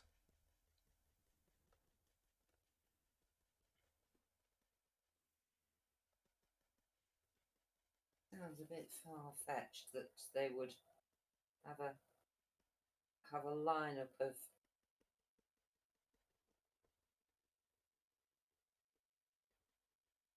people who did not in any way resemble the description. There are certain police forces, mostly in America, who have a very lazy attitude of, we've been told we're looking for a black man, we're not going to question this, and we're not going to make sure it's the right one. I don't think any UK police force would get away with that. These days, I'm not so sure. Like, we've been having this conversation a couple of years back, I'd say, oh yeah, this British policing is nowhere near that corrupt and bigoted. But I've seen nothing in the last sort of 3 years to back this up.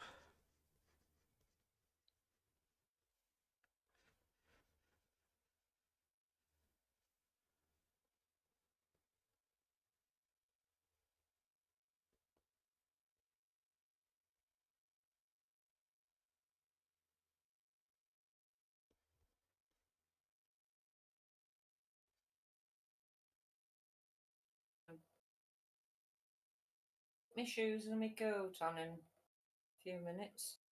Oh, it's 10:15. Cheers. Here was me thinking when you said what time rate should be coming in. That's quite a way off. That's after 10. Yeah.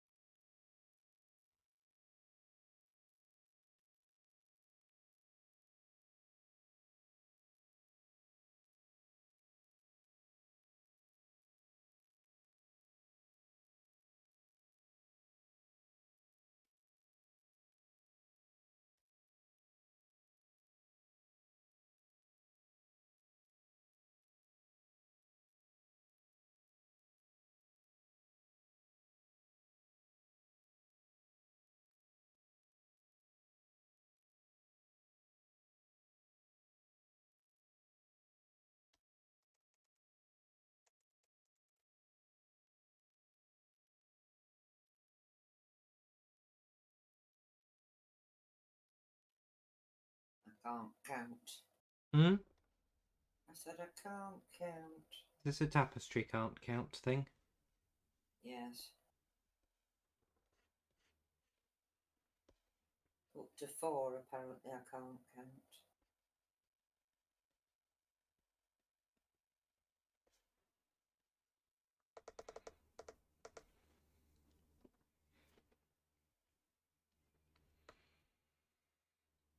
So far I've drawn 4 eyes.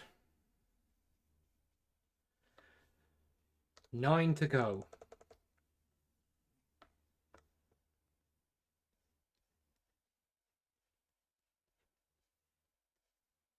Well, you should still be doing it by the time I get home with Rachel, anyway. Oh yeah. Be nice to see her first impressions on what's going on here. That is amazing. I don't know which bit you were looking at when you... All of it. Thank you.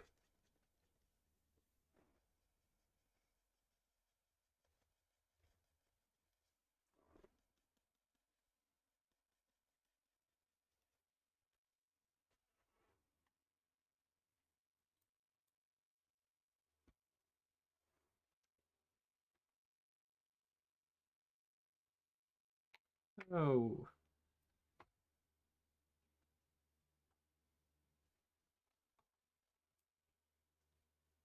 Ah.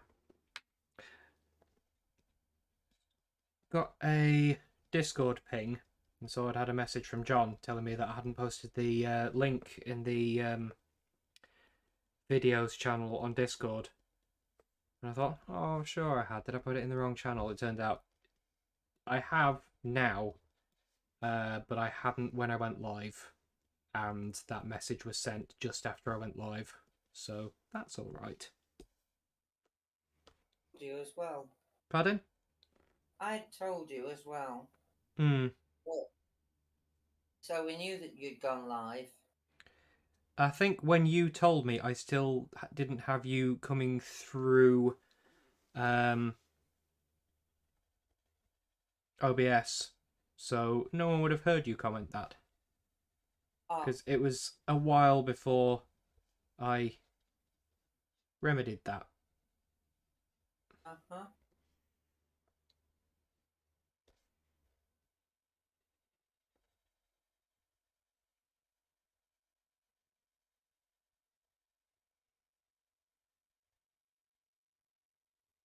Why my alarm didn't go off?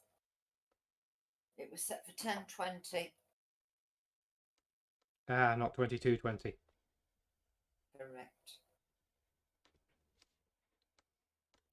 One thing that I wonder is 24-hour time more normal now in the US than it used to be? Because I remember hearing that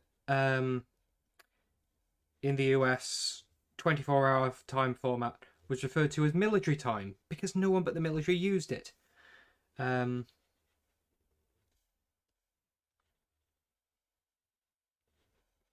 Which surprised me because it's just a normal thing in the UK.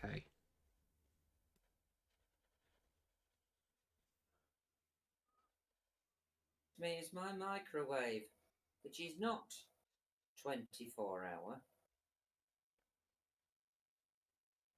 When you set the clock.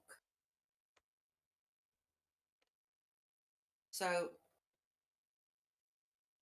I reset the clocks at something like 20 to 3 this afternoon when Rachel pointed out to me that it wasn't 20 to 4, it was 20 to 3.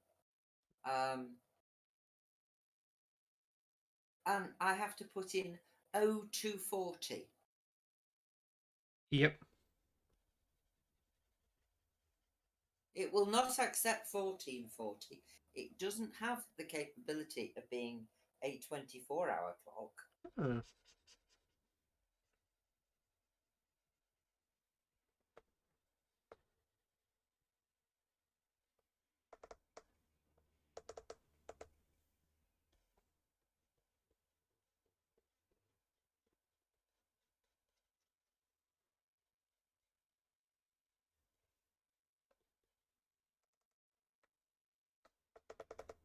Bit.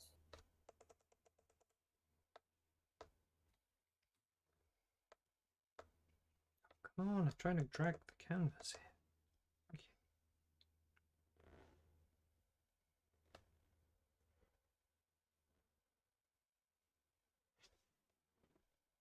Fred, I'm taking you out with me when I go to fetch Rachel.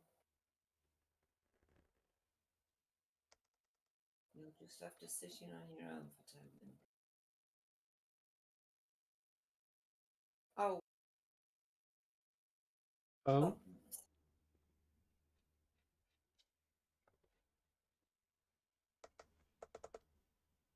Well, when you're doing this tapestry, you're sort of trying to do blocks of the same colour, and I've just missed two little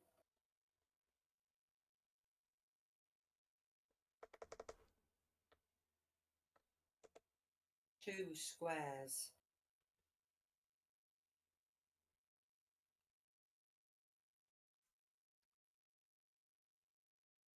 This thread.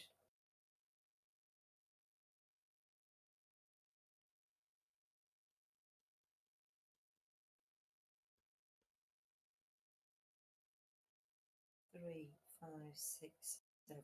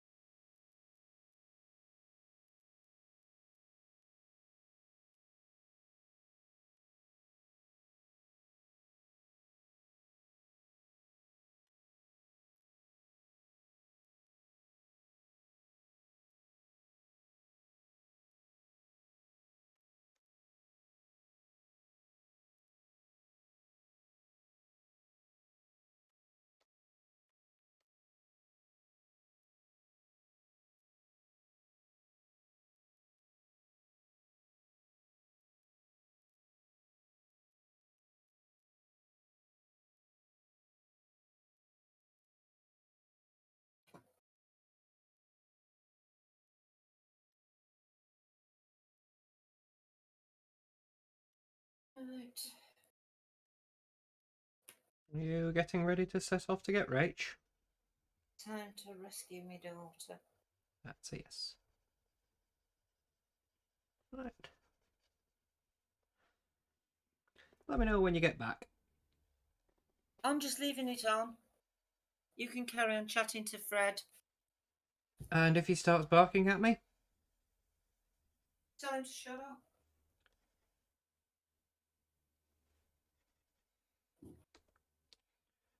Apologies for the inevitable dog noises. One makes questionable decisions. But then, if you didn't make questionable decisions, I for one wouldn't be here. I'll tell you what, I'll be kind, I'll mute him. That.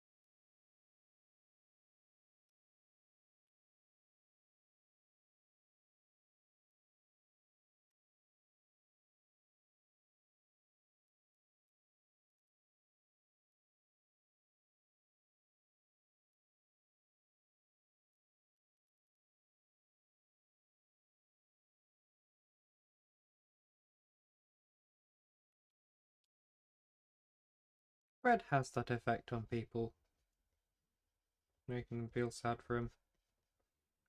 He's a spaniel, it happens.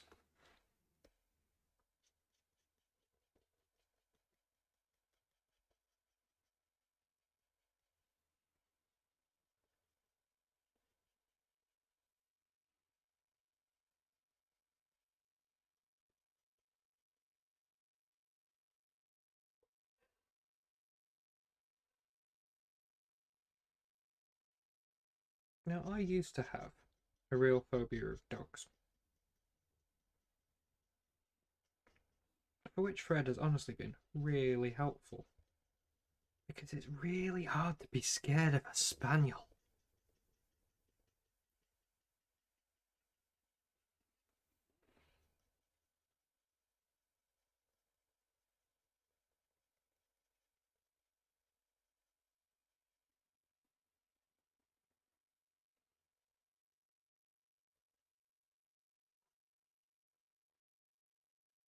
Specifically, a King Charles Spaniel. So, like,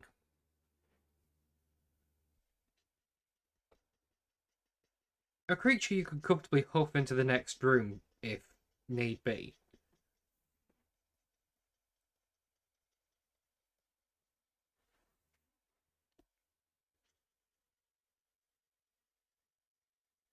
But it just spends most of his time asking to sit on your lap.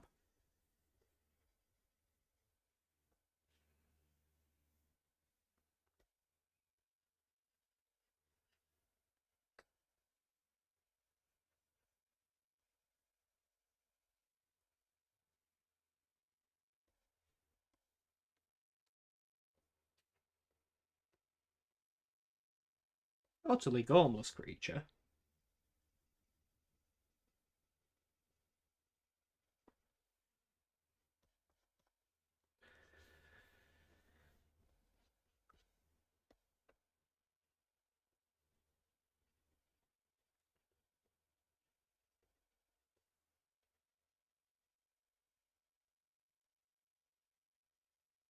But, you know, hardly Resident Evil material.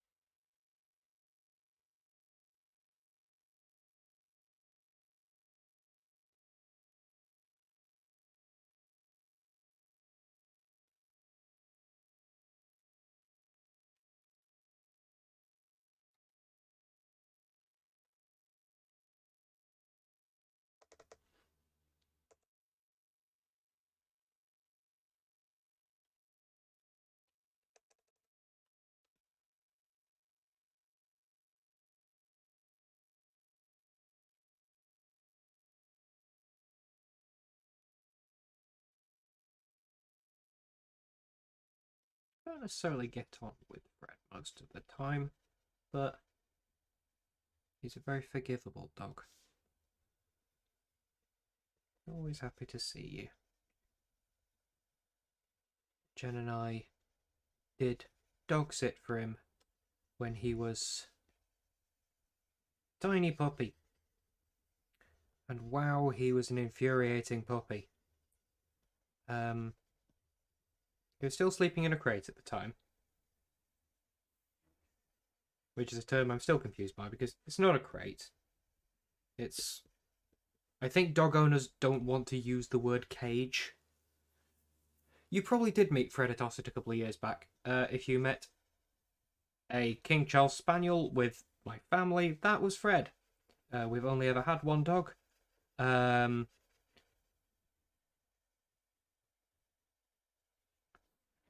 Only Mum is not baffled by owning a dog. I don't think Dad ever quite got used to having a dog.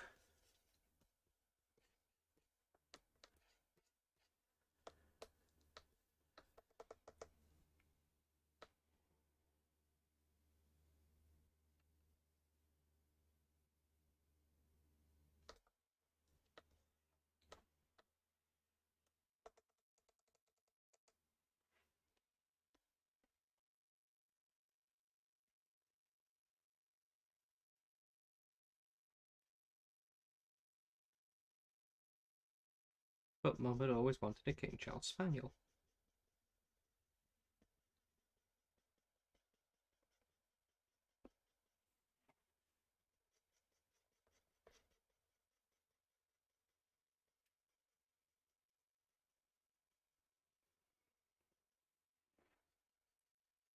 The rest of us were pretty much cat people.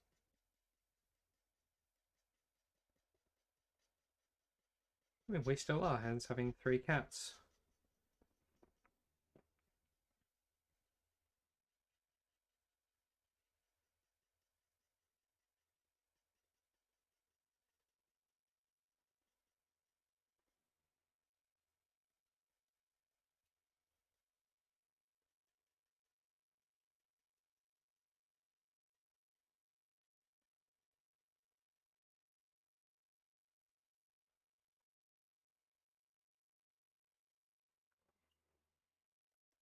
These eyes are just an order of magnitude bigger than these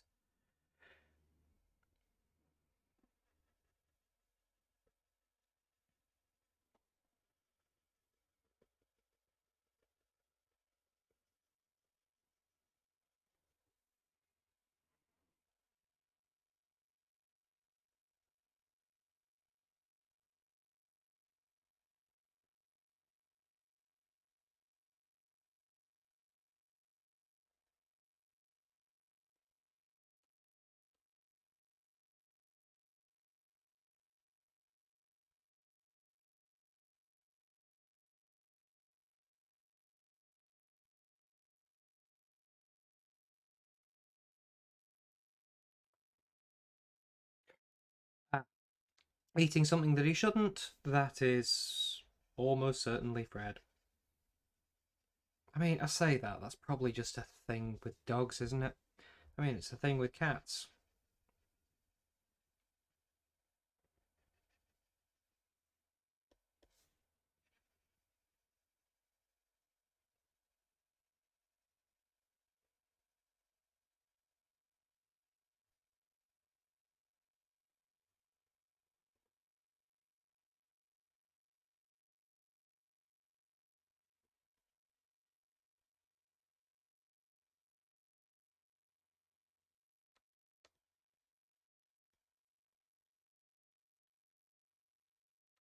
Did anyone else just hear a sound?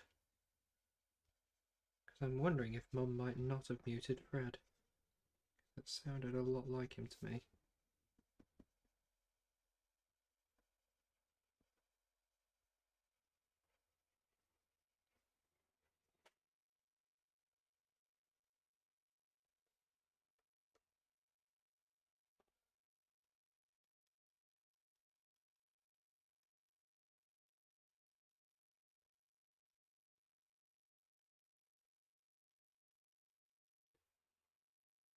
Hmm.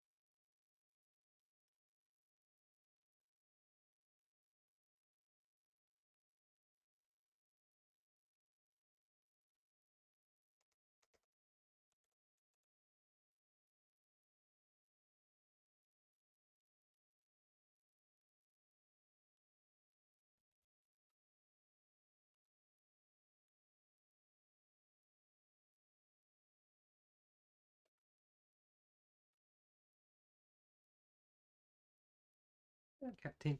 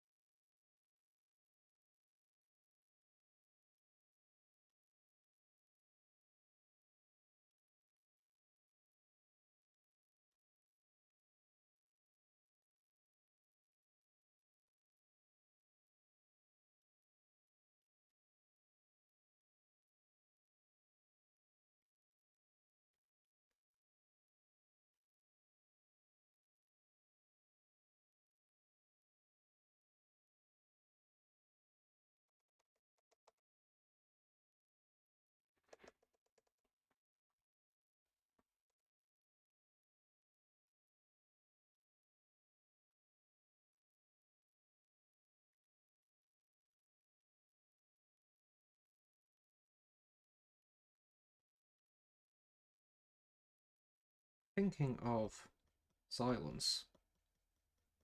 As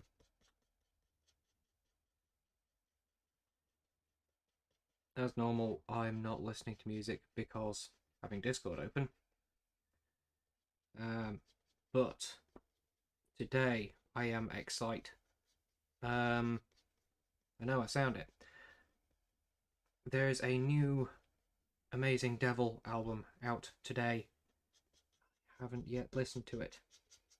Because if it's like the last Amazing Devil album, and initial reviews from fans seem to indicate, yes, if you like that, you'll like this.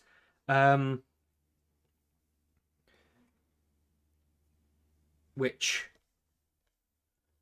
Can you hear me? Hello! Hello. A train's running late. Ah, it sounds like you're on the phone in the car. I am on the phone in the car. Bingo. I arrived here and got a message from her to say, we're just leaving Halifax. Ah, not that late then. Well, she sent the text at 22:41 and the train should have arrived here at 20. I know enough from what didn't cut out from that yes, that is quite late.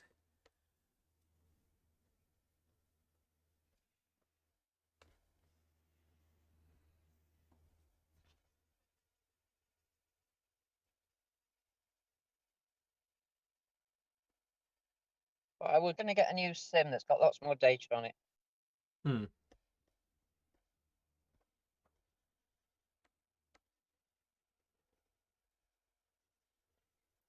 A couple of months back, Utility Warehouse told me they were moving me onto a new contract which cost a little bit more but had about 5 times the data. Every time I've checked since, my contract seems to have the same amount of data.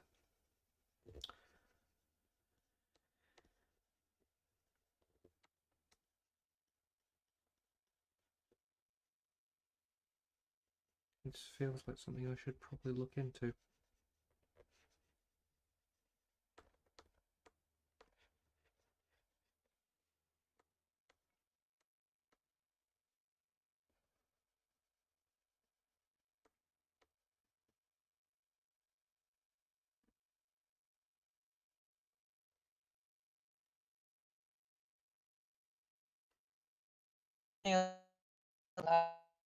I've used 230 meg of my 1 gigabyte and it's the 31st of the month. I'll stay with you. A lot of that cut out, so I'm not sure what you were saying. I was going to save data. Yeah? But as it is the 31st of the month. Okay, in that case, I missed some context from a lot of what you said before also cutting out. Right. Because I've now got the context that was required for that to make sense as well. I cut off the save data. But as it's the 31st of the month, that seems a bit futile.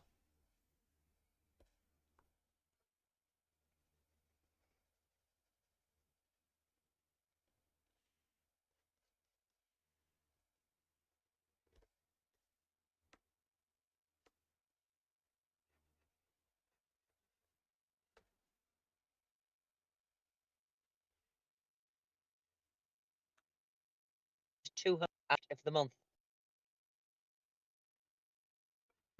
You have no idea how badly you're breaking up.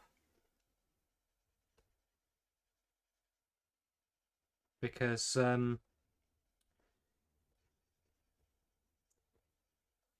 you're not what a casual observer would call intelligible.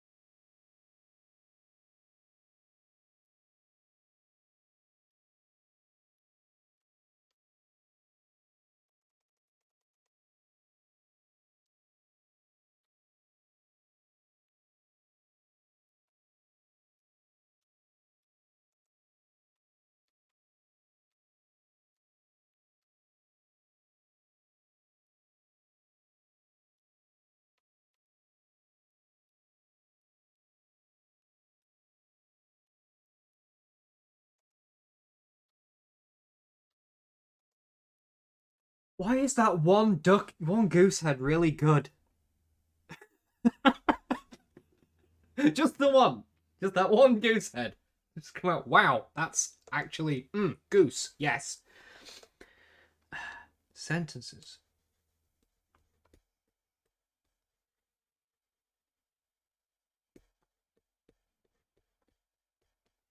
Come on, train. At least she's not in Goldthorpe.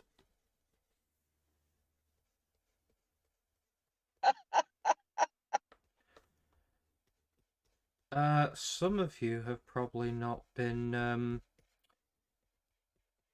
witnesses to my train rants. In summary of that statement, Goldthorpe is a waste of space. The station platform at Goldthorpe, I theorise, exists solely that they can't extend the platforms at Bolton-on-Dearne and Thurnscoe. When you leave Thurnscoe southbound or Bolton-on-Dearne northbound, you get a message on the tannoy saying, it begins saying, welcome to this northern service to Sheffield, or welcome to this northern service to Leeds. Instead, what it says is, well, the next stop is Goldthorpe. Because it has to cut itself off before the train starts moving, so that it can finish saying the word Goldthorpe by the time you're there.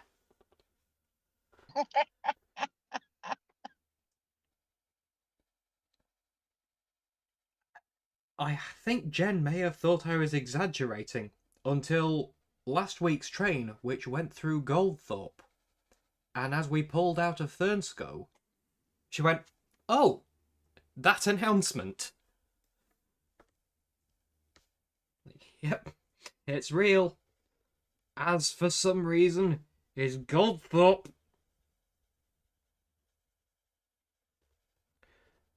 Goldthorpe, the place, is the 5 or so houses where Thurnscoe and Bolton-on-Dearne don't quite meet.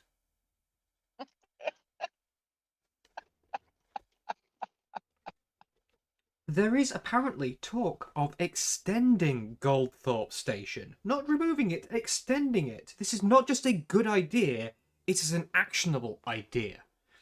Extending it northwards towards Thurnscoe.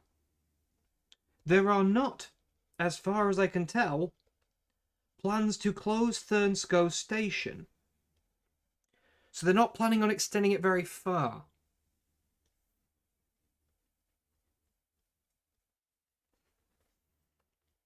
Didn't Rachel say it was going to be one of the hubs?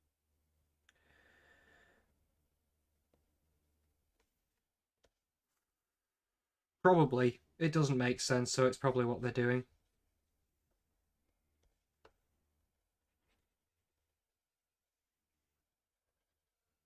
I wish we had one at London Fort. Hmm. Bloody train's not here yet.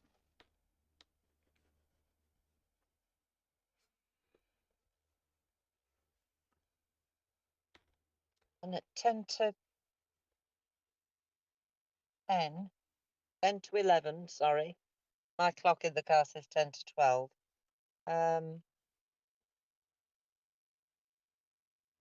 That's 2 people who just turned around in the Roman Catholic Church car park. Now then.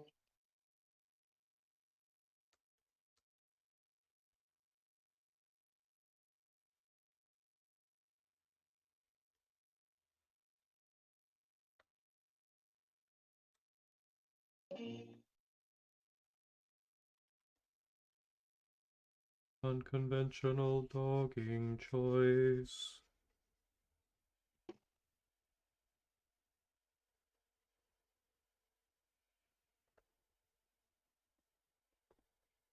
Some thoughts should stay in my head.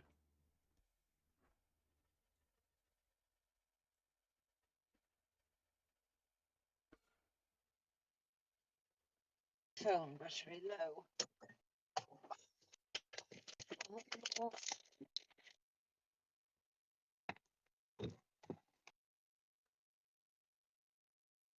She's there.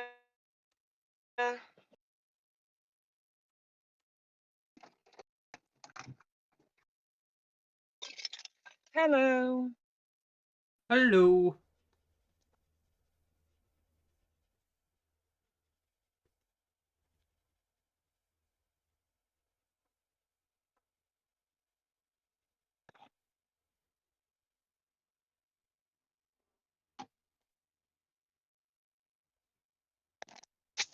Yes.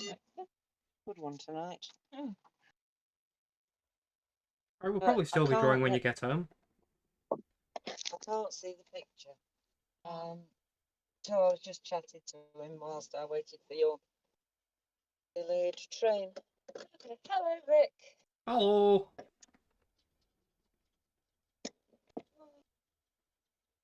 How's the sailboard flapping? It is a bit. Hmm?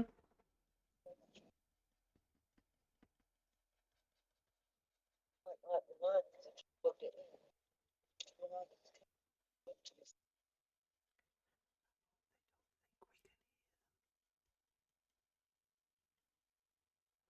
I don't know about you.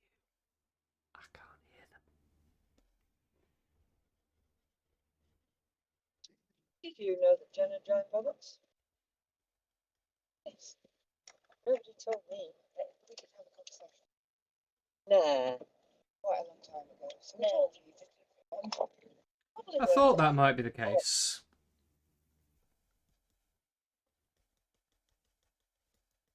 They did something completely different. To be fair, I think confirmation that it had happened. It was just when Rick was talking about them coming home from to the station. As we, yes, well, we knew that Jane hadn't cycled to Sheffield with you, but she's not insane. Why am I drawing geese and eyes? Asks Neris. The prompt is Impostor Angel. And, this angel is an imposter. It's absolutely. I look forward to seeing it. I'm trying not to give too much away, although I think I have already given away more than I intended to, because Rach hasn't seen this yet and is still in the car on the way home. Rachel has travelled from London to Halifax today. Rachel's a book. By Hemel Hempstead. Well, and what? I didn't get off at Hemel Hempstead again because I was ahead of time because of the chaos at youth. But they were behind time because there was loads more stuff than they were off at. So I got off at Watford, which conveniently has a direct shuttle bus to studios. But unfortunately, what sort of tourist attraction does not have an overpriced cafe? It does, but it's complex, so you can't go in if you're waiting for people to come out. I got a really cold right hand. I could have my left hand in my pocket, but my right hand had to be on my phone to read my book. It was I was so cold. I was standing out there for like an hour. The leaves were really warm, right? I'm just gonna turn their sound off a bit, because sound quality is not great, and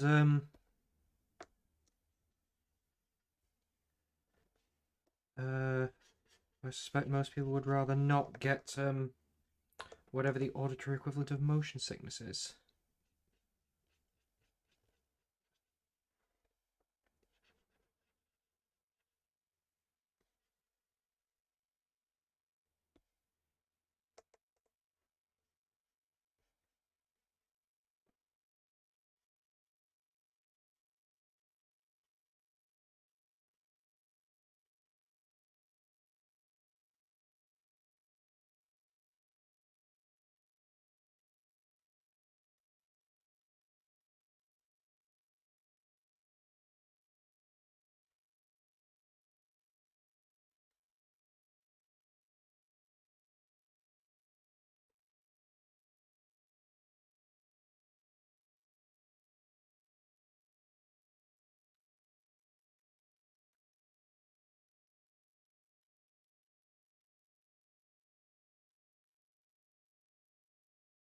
But yes, what I said earlier about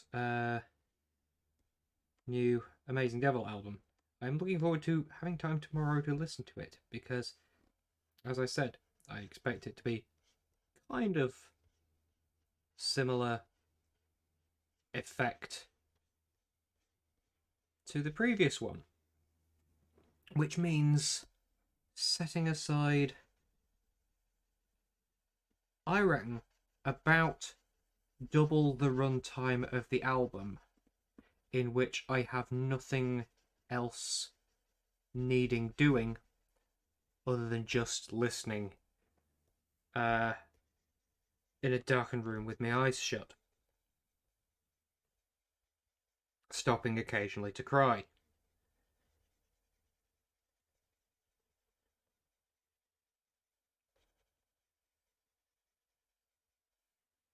Because, dear Lord, their last one was an experience.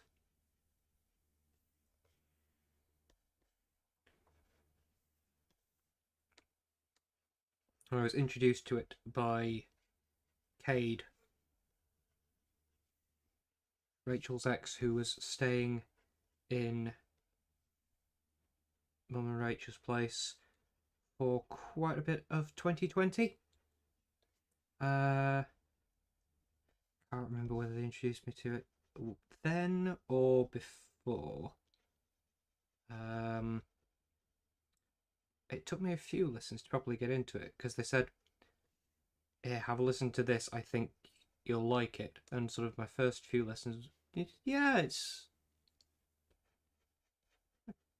this is a vibe I would not mind saying is my vibe. And then at some point, I started listening to it with time to properly listen to it and started listening to the words, and suddenly, Jesus Christ!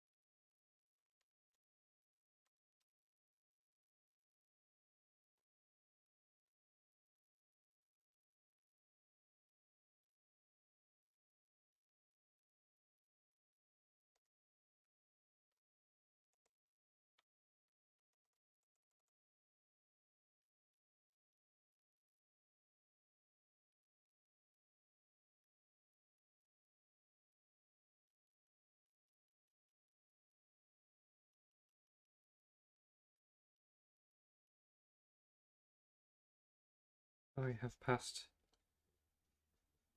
the joy that is that album, The Horror in the Wild, onto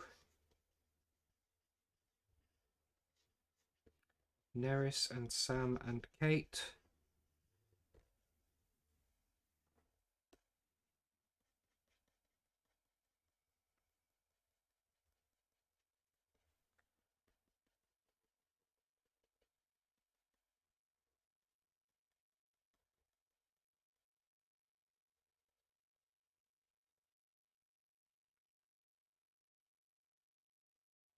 Yes, it jams very well with particularly autistic listening habits of just listening to the same thing over and over again.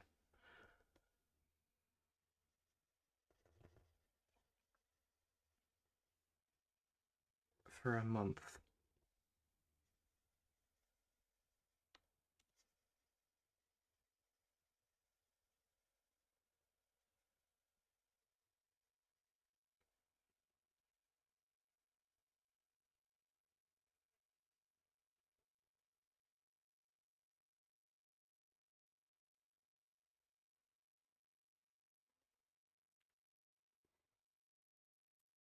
Hello, I take it you're back home now. We're back. And I'm unmuted on Discord. Hello. Yeah.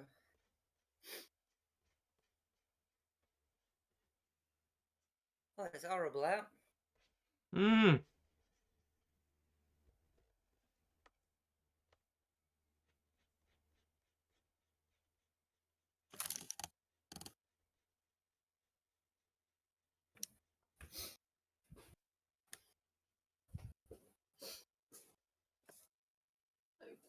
I'm going to the loo. It's cast into the living room. Come, Rachel, join us. See the horror I have wrought.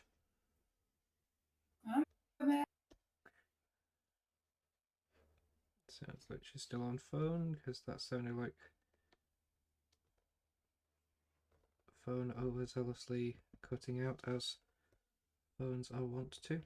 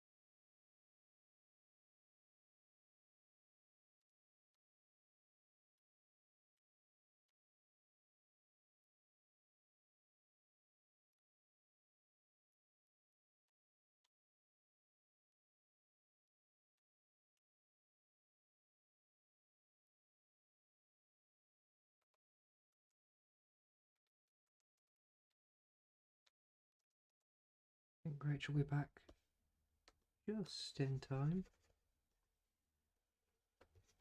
to catch the end of this.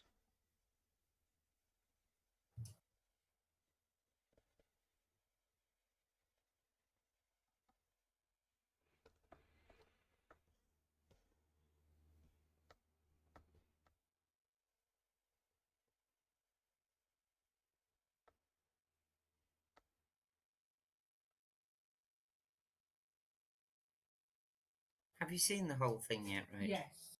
Isn't it wonderful? Yes. At least I think I've seen the whole thing. I might have.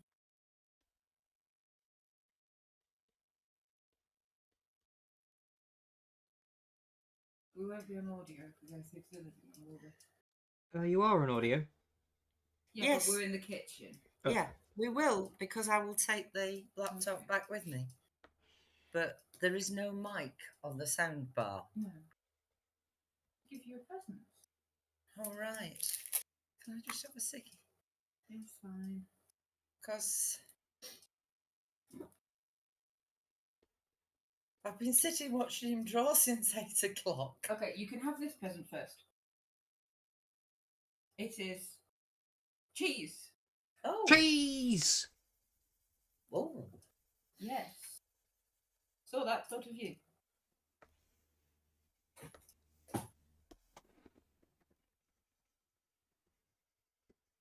Wow. I've got some fresh bread today. Because all the rest have gone mouldy. As it does.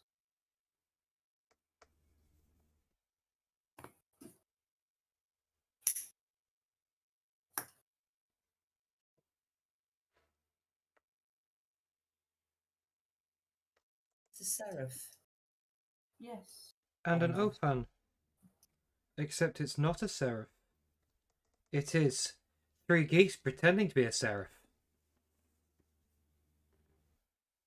3 typos in the traffic code. She can't see it. Just now. Um,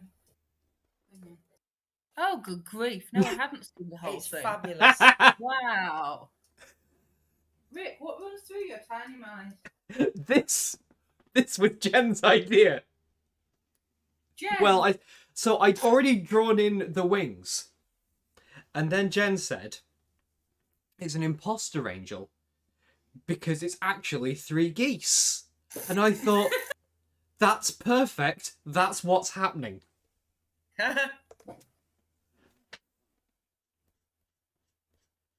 Oh, Jesus wept.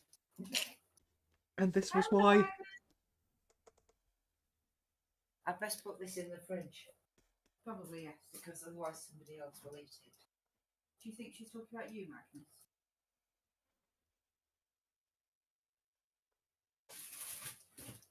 Make a fuss at a single cat this weekend. Do you know how awful that is? But I did get to go skate the word.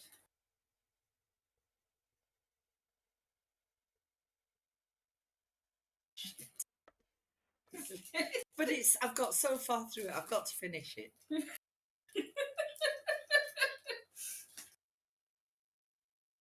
I think it was her that they were talking about improving with time, but maybe not enough.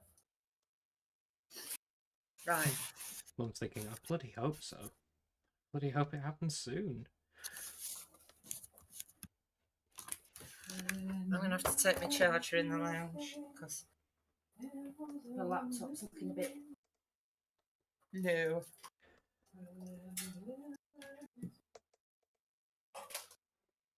I don't like that. What? It doesn't scan. Glenn Miller is missing. Someone pass the blues.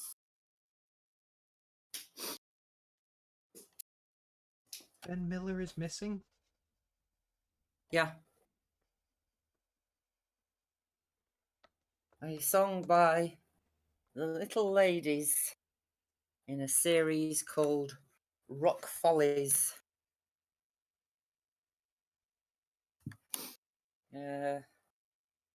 Late 70s, early 80s. Oh, Glenn Miller. Glenn Miller. Right, not Ben Miller. Not Ben Miller, no. Right, that makes more sense. I'm glad of that. Now I need the loo because I haven't gone since Sheffield.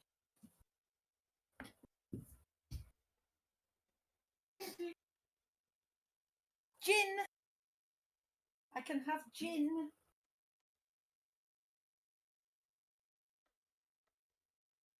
Gin's one of those things I'm not sure how it took off. I mean, or how it took off in its current state, particularly gin and tonic. Particularly gin and tonic.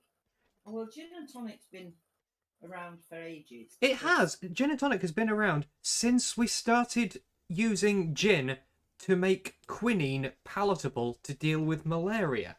Making Yeah. gin and tonic the only drink that the only thing at all I can think of for which you can honestly say, add medicine for a disease you don't have to taste.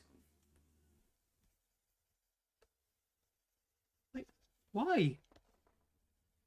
But the gins that are around today, the interesting flavours. This one that I get from Lidl is raspberry and blackberry, and very pleasant it is when topped up with elderflower fizzy water.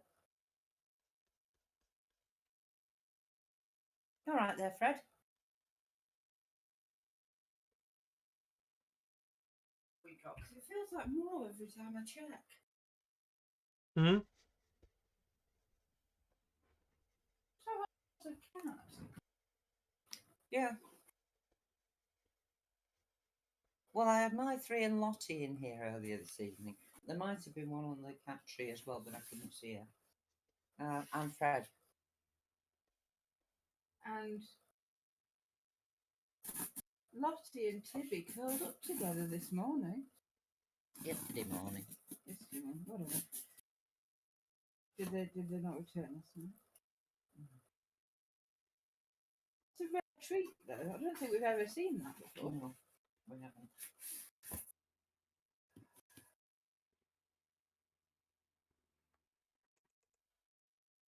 So, look at those sprayed edges for me. Oh, beautiful.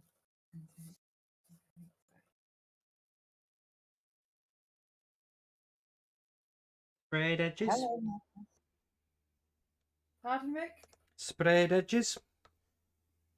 Yes, so on some books you get, instead of just plain white page edges, they print them. And this book has, in fact, there's 3 books that I've just received have incredibly beautiful sprayed edges. It's called Midnight in Everwood. A spellbinding reimagining of the Nutcracker. Oh.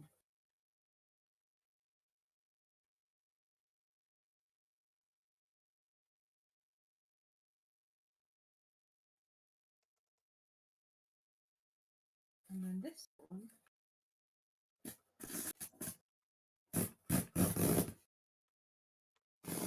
It's not a pleasant noise. Sorry, I'm trying to do it quietly. She's opening a parcel. Hmm. Waterstone. Waterstones. Oh, What? another copy of Midnight in Everwood. Why do I do this? How do I do this? How many copies of that one book have you bought? 2. Just the 2. Okay. Yeah. I'm a dipshit. She's a dipshit. No comment. Order.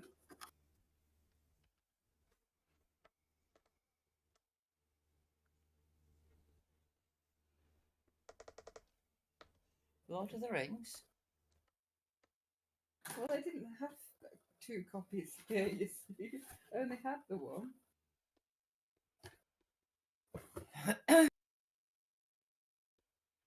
Right. Oh, lovely. It is, isn't it? Got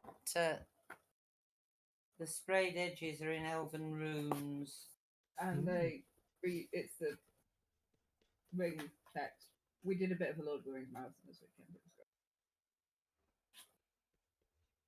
great. It's very hard to do anything involving Lord of the Rings that can't have the word marathon assigned to it. I mean, the Lord of the Rings marathon is specifically attempting to watch all 3 films in extended edition in one sitting. We did not manage that. I didn't actually make it all the way through all 3 films. I only made it through 2.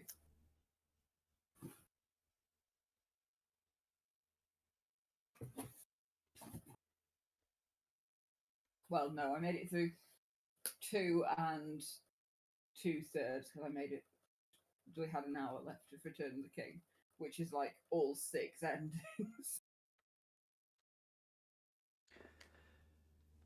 All 6 endings. It just went on forever, didn't it? Hmm. Although, to be fair, when people started listing the endings, one of them was the end of the Battle of Minas Tirith. Like, I mean, that is climactic, but it's not an ending because there are a lot of loose ends. I mean, it could. But there were a lot of points. Essentially, after the ring is thrown into Mount Doom, everything after that is, okay, that's concluded everything. Oh, and we're wrapping some story over here. Oh, and now we're doing this. And now we're going here. Now this is happening.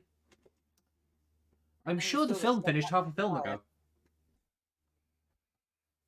And I bet that about 7 endings were cut from the books. I haven't read the books, but what I have tried reading of the books gives me the impression that Tolkien had a lot more endings left in him. And then there was the appendix, which covers the ones he couldn't be bothered writing. You see, the thing is, it depends on which, because a lot of people assume that like Aragorn's journey is the main plot, and it isn't at all. His is entirely like a side quest, and the main thing is Frodo's journey. Yeah, I don't understand thinking that Aragorn's journey is important. Like, I suppose the third book's The Return of the King, so it's sort of hammers home. By the way, this guy's relevant too, but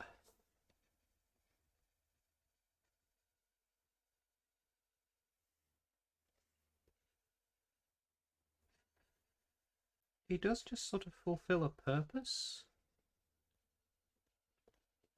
Just you've got like several main characters. Yeah.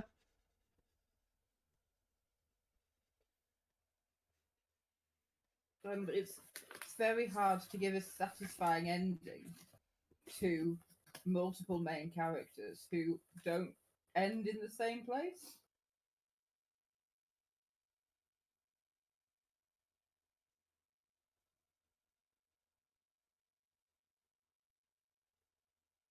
There is no award ceremony where they all get a medal and it's way Except congratulations, Chewbacca. everyone's story is now wrapped up because it doesn't work like that. Hmm.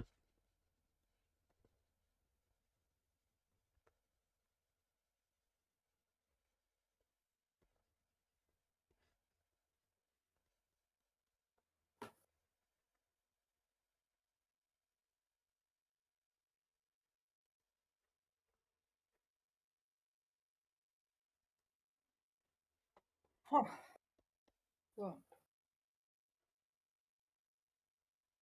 well, Oh, the last photo I showed you just had a straight line. it looks like a hair. Well, it looks like the top of a hare's head. That's all you normally see of hairs, isn't it? I don't think its ears are long enough, actually. You should have black tips. But that's the way they did it, so that's the way I've done it. Something poetic about that. Mm-hmm.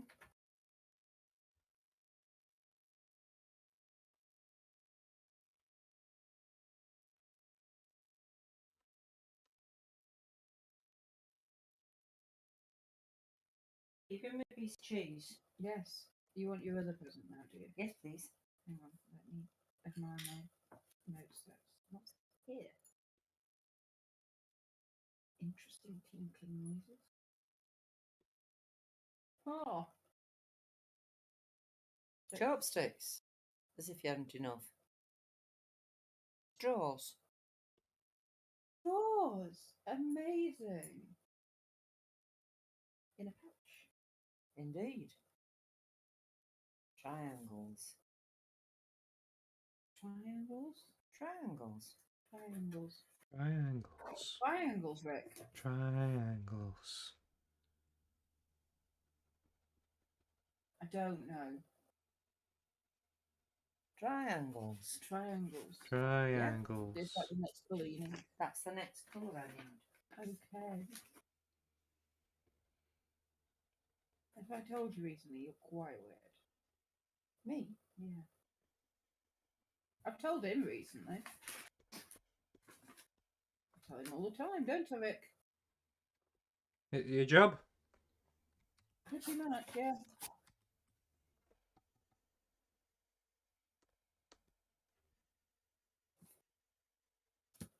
The task you were born for. Being weird. Right, close your eyes. Can't thread a needle with my eyes shut. You can't get a present with your eyes open. Yeah, you can.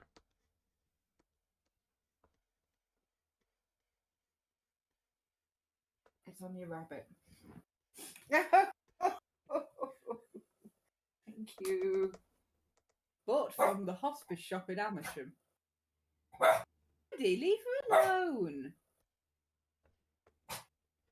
Well, Magnus is down there as well. There's clearly something down there, isn't there? Oh, you're going to mute the dog.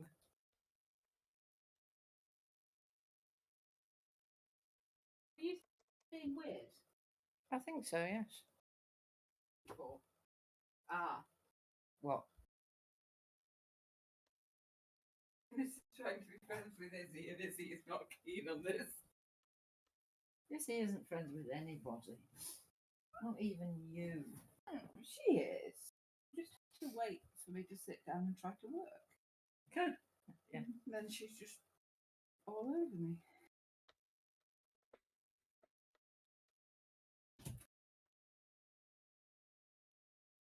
We're not going for it tomorrow. Yeah, Well, next day it doesn't rain. fair enough. I need to take Sometimes you a penknife to it. Into more manageable chunks. Okay. I've been drawing for 3.5 hours, which is weird, but hey. But more to the point, I've been drawing for 31 days. We have. Yeah. Now to write for 30 days. Oh no, no, no, no. Yes. I don't have a story. So? When I don't have a story, I just sort of fall off the wagon after like a week. So you've decided there's no point getting on it? Yeah, rather than being 4 days behind by day 7 and going, oh bollocks, why am I even doing this? When it comes to NaNoWriMo, I tend to figure discretion is the better part of valor. Seen the top left hand goose's head, Rachel? No. Rick? Right.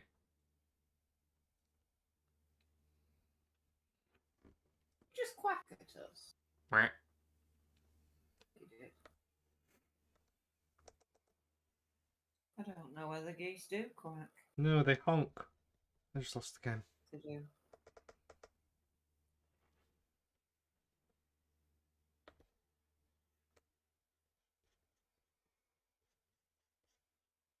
And hiss. And glare.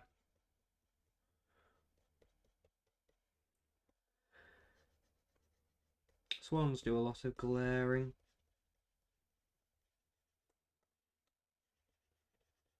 Rachel.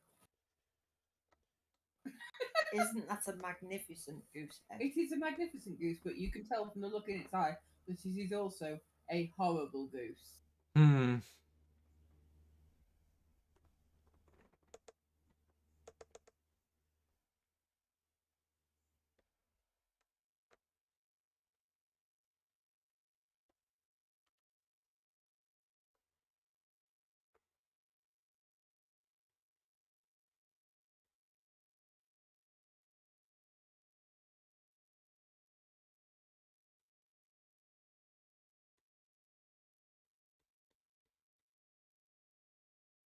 Is anybody else still with us? Oh, I've not been keeping up with chat. Because I scrolled up to see the exact phrasing of Jen's suggestion. I missed John saying, Palador Fields is a big place. It's in the title. And bag of flavoured triangles. What are flavoured triangles? Well, what flavour are they? Also, what is the great dichotomy of the present day?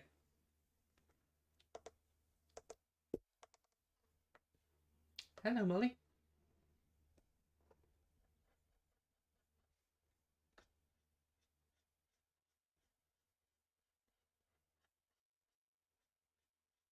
Did he get answers to that? To what is the great dichotomy of the present day? I don't think John's had a chance to hear me say it and respond yet because of delay.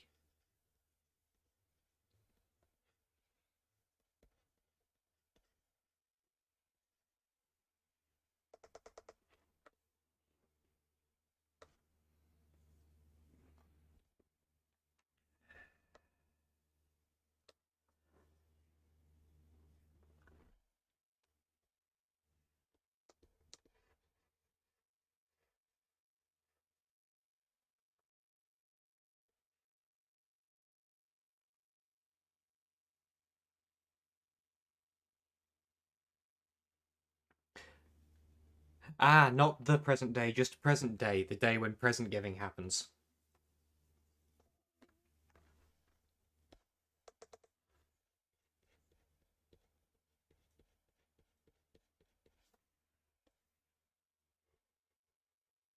Hello. Was that the two of you simultaneously saying hello to an animal entering the room? He's just jumped on Mum's lap. She has been blessed. And we have all been blessed with Geese Angel. Spectacular goose angel. But you don't have a Rooty curled up in your lap. No.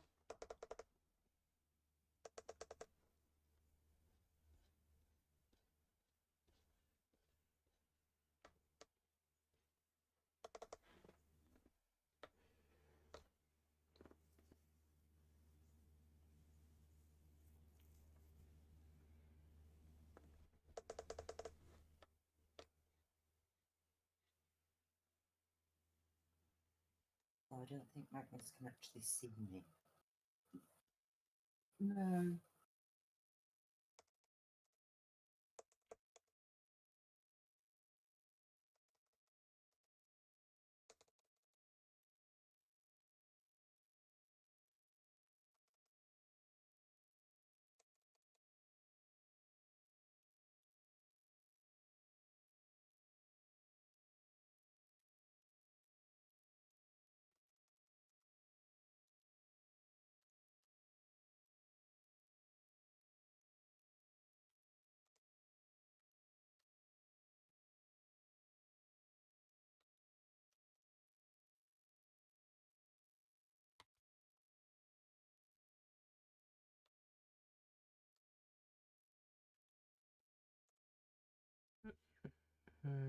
Can I get that entirely within frame in OBS? Not at that same level. So. I think that's a good image on which to end the month. Mm. It's been a good month. There've been some dud drawings I'm not entirely happy with yesterday's, but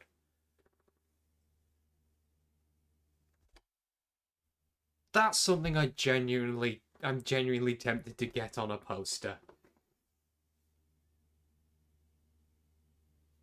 And I don't think I've ever drawn anything that I've gone, yes, I want a print of that before. But hey, it's happened now.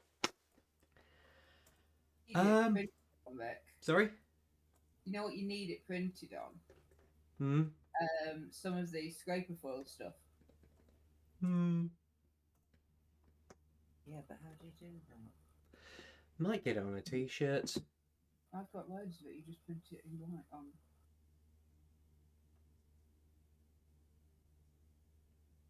Print on scraper foil. Right, how do you print in white? Jen said it can go up in a room I don't go in. Ah! Oh, sorry. With the weird spider thing. Oh, that's not getting printed. No. But you can print in grey, can't you? Yeah, I mean the problem with printing that would be doing it on a normal printer, just emptying an ink cartridge. Yes, which is why you do it on black. Jen says, I don't regret my You suggestion. don't get white ink with a normal printer. But you would can you print regret it your out. suggestion if it were hung up printed in a room that you frequented? Because that's a different thing to watching it happen for 3 hours. Is living with it every day. You could sell this on t-shirts. Yeah. When you Whose album cover is this? Oh. Well. It just tickles me the way that third goose head's sticking out from under it. Right. Honk.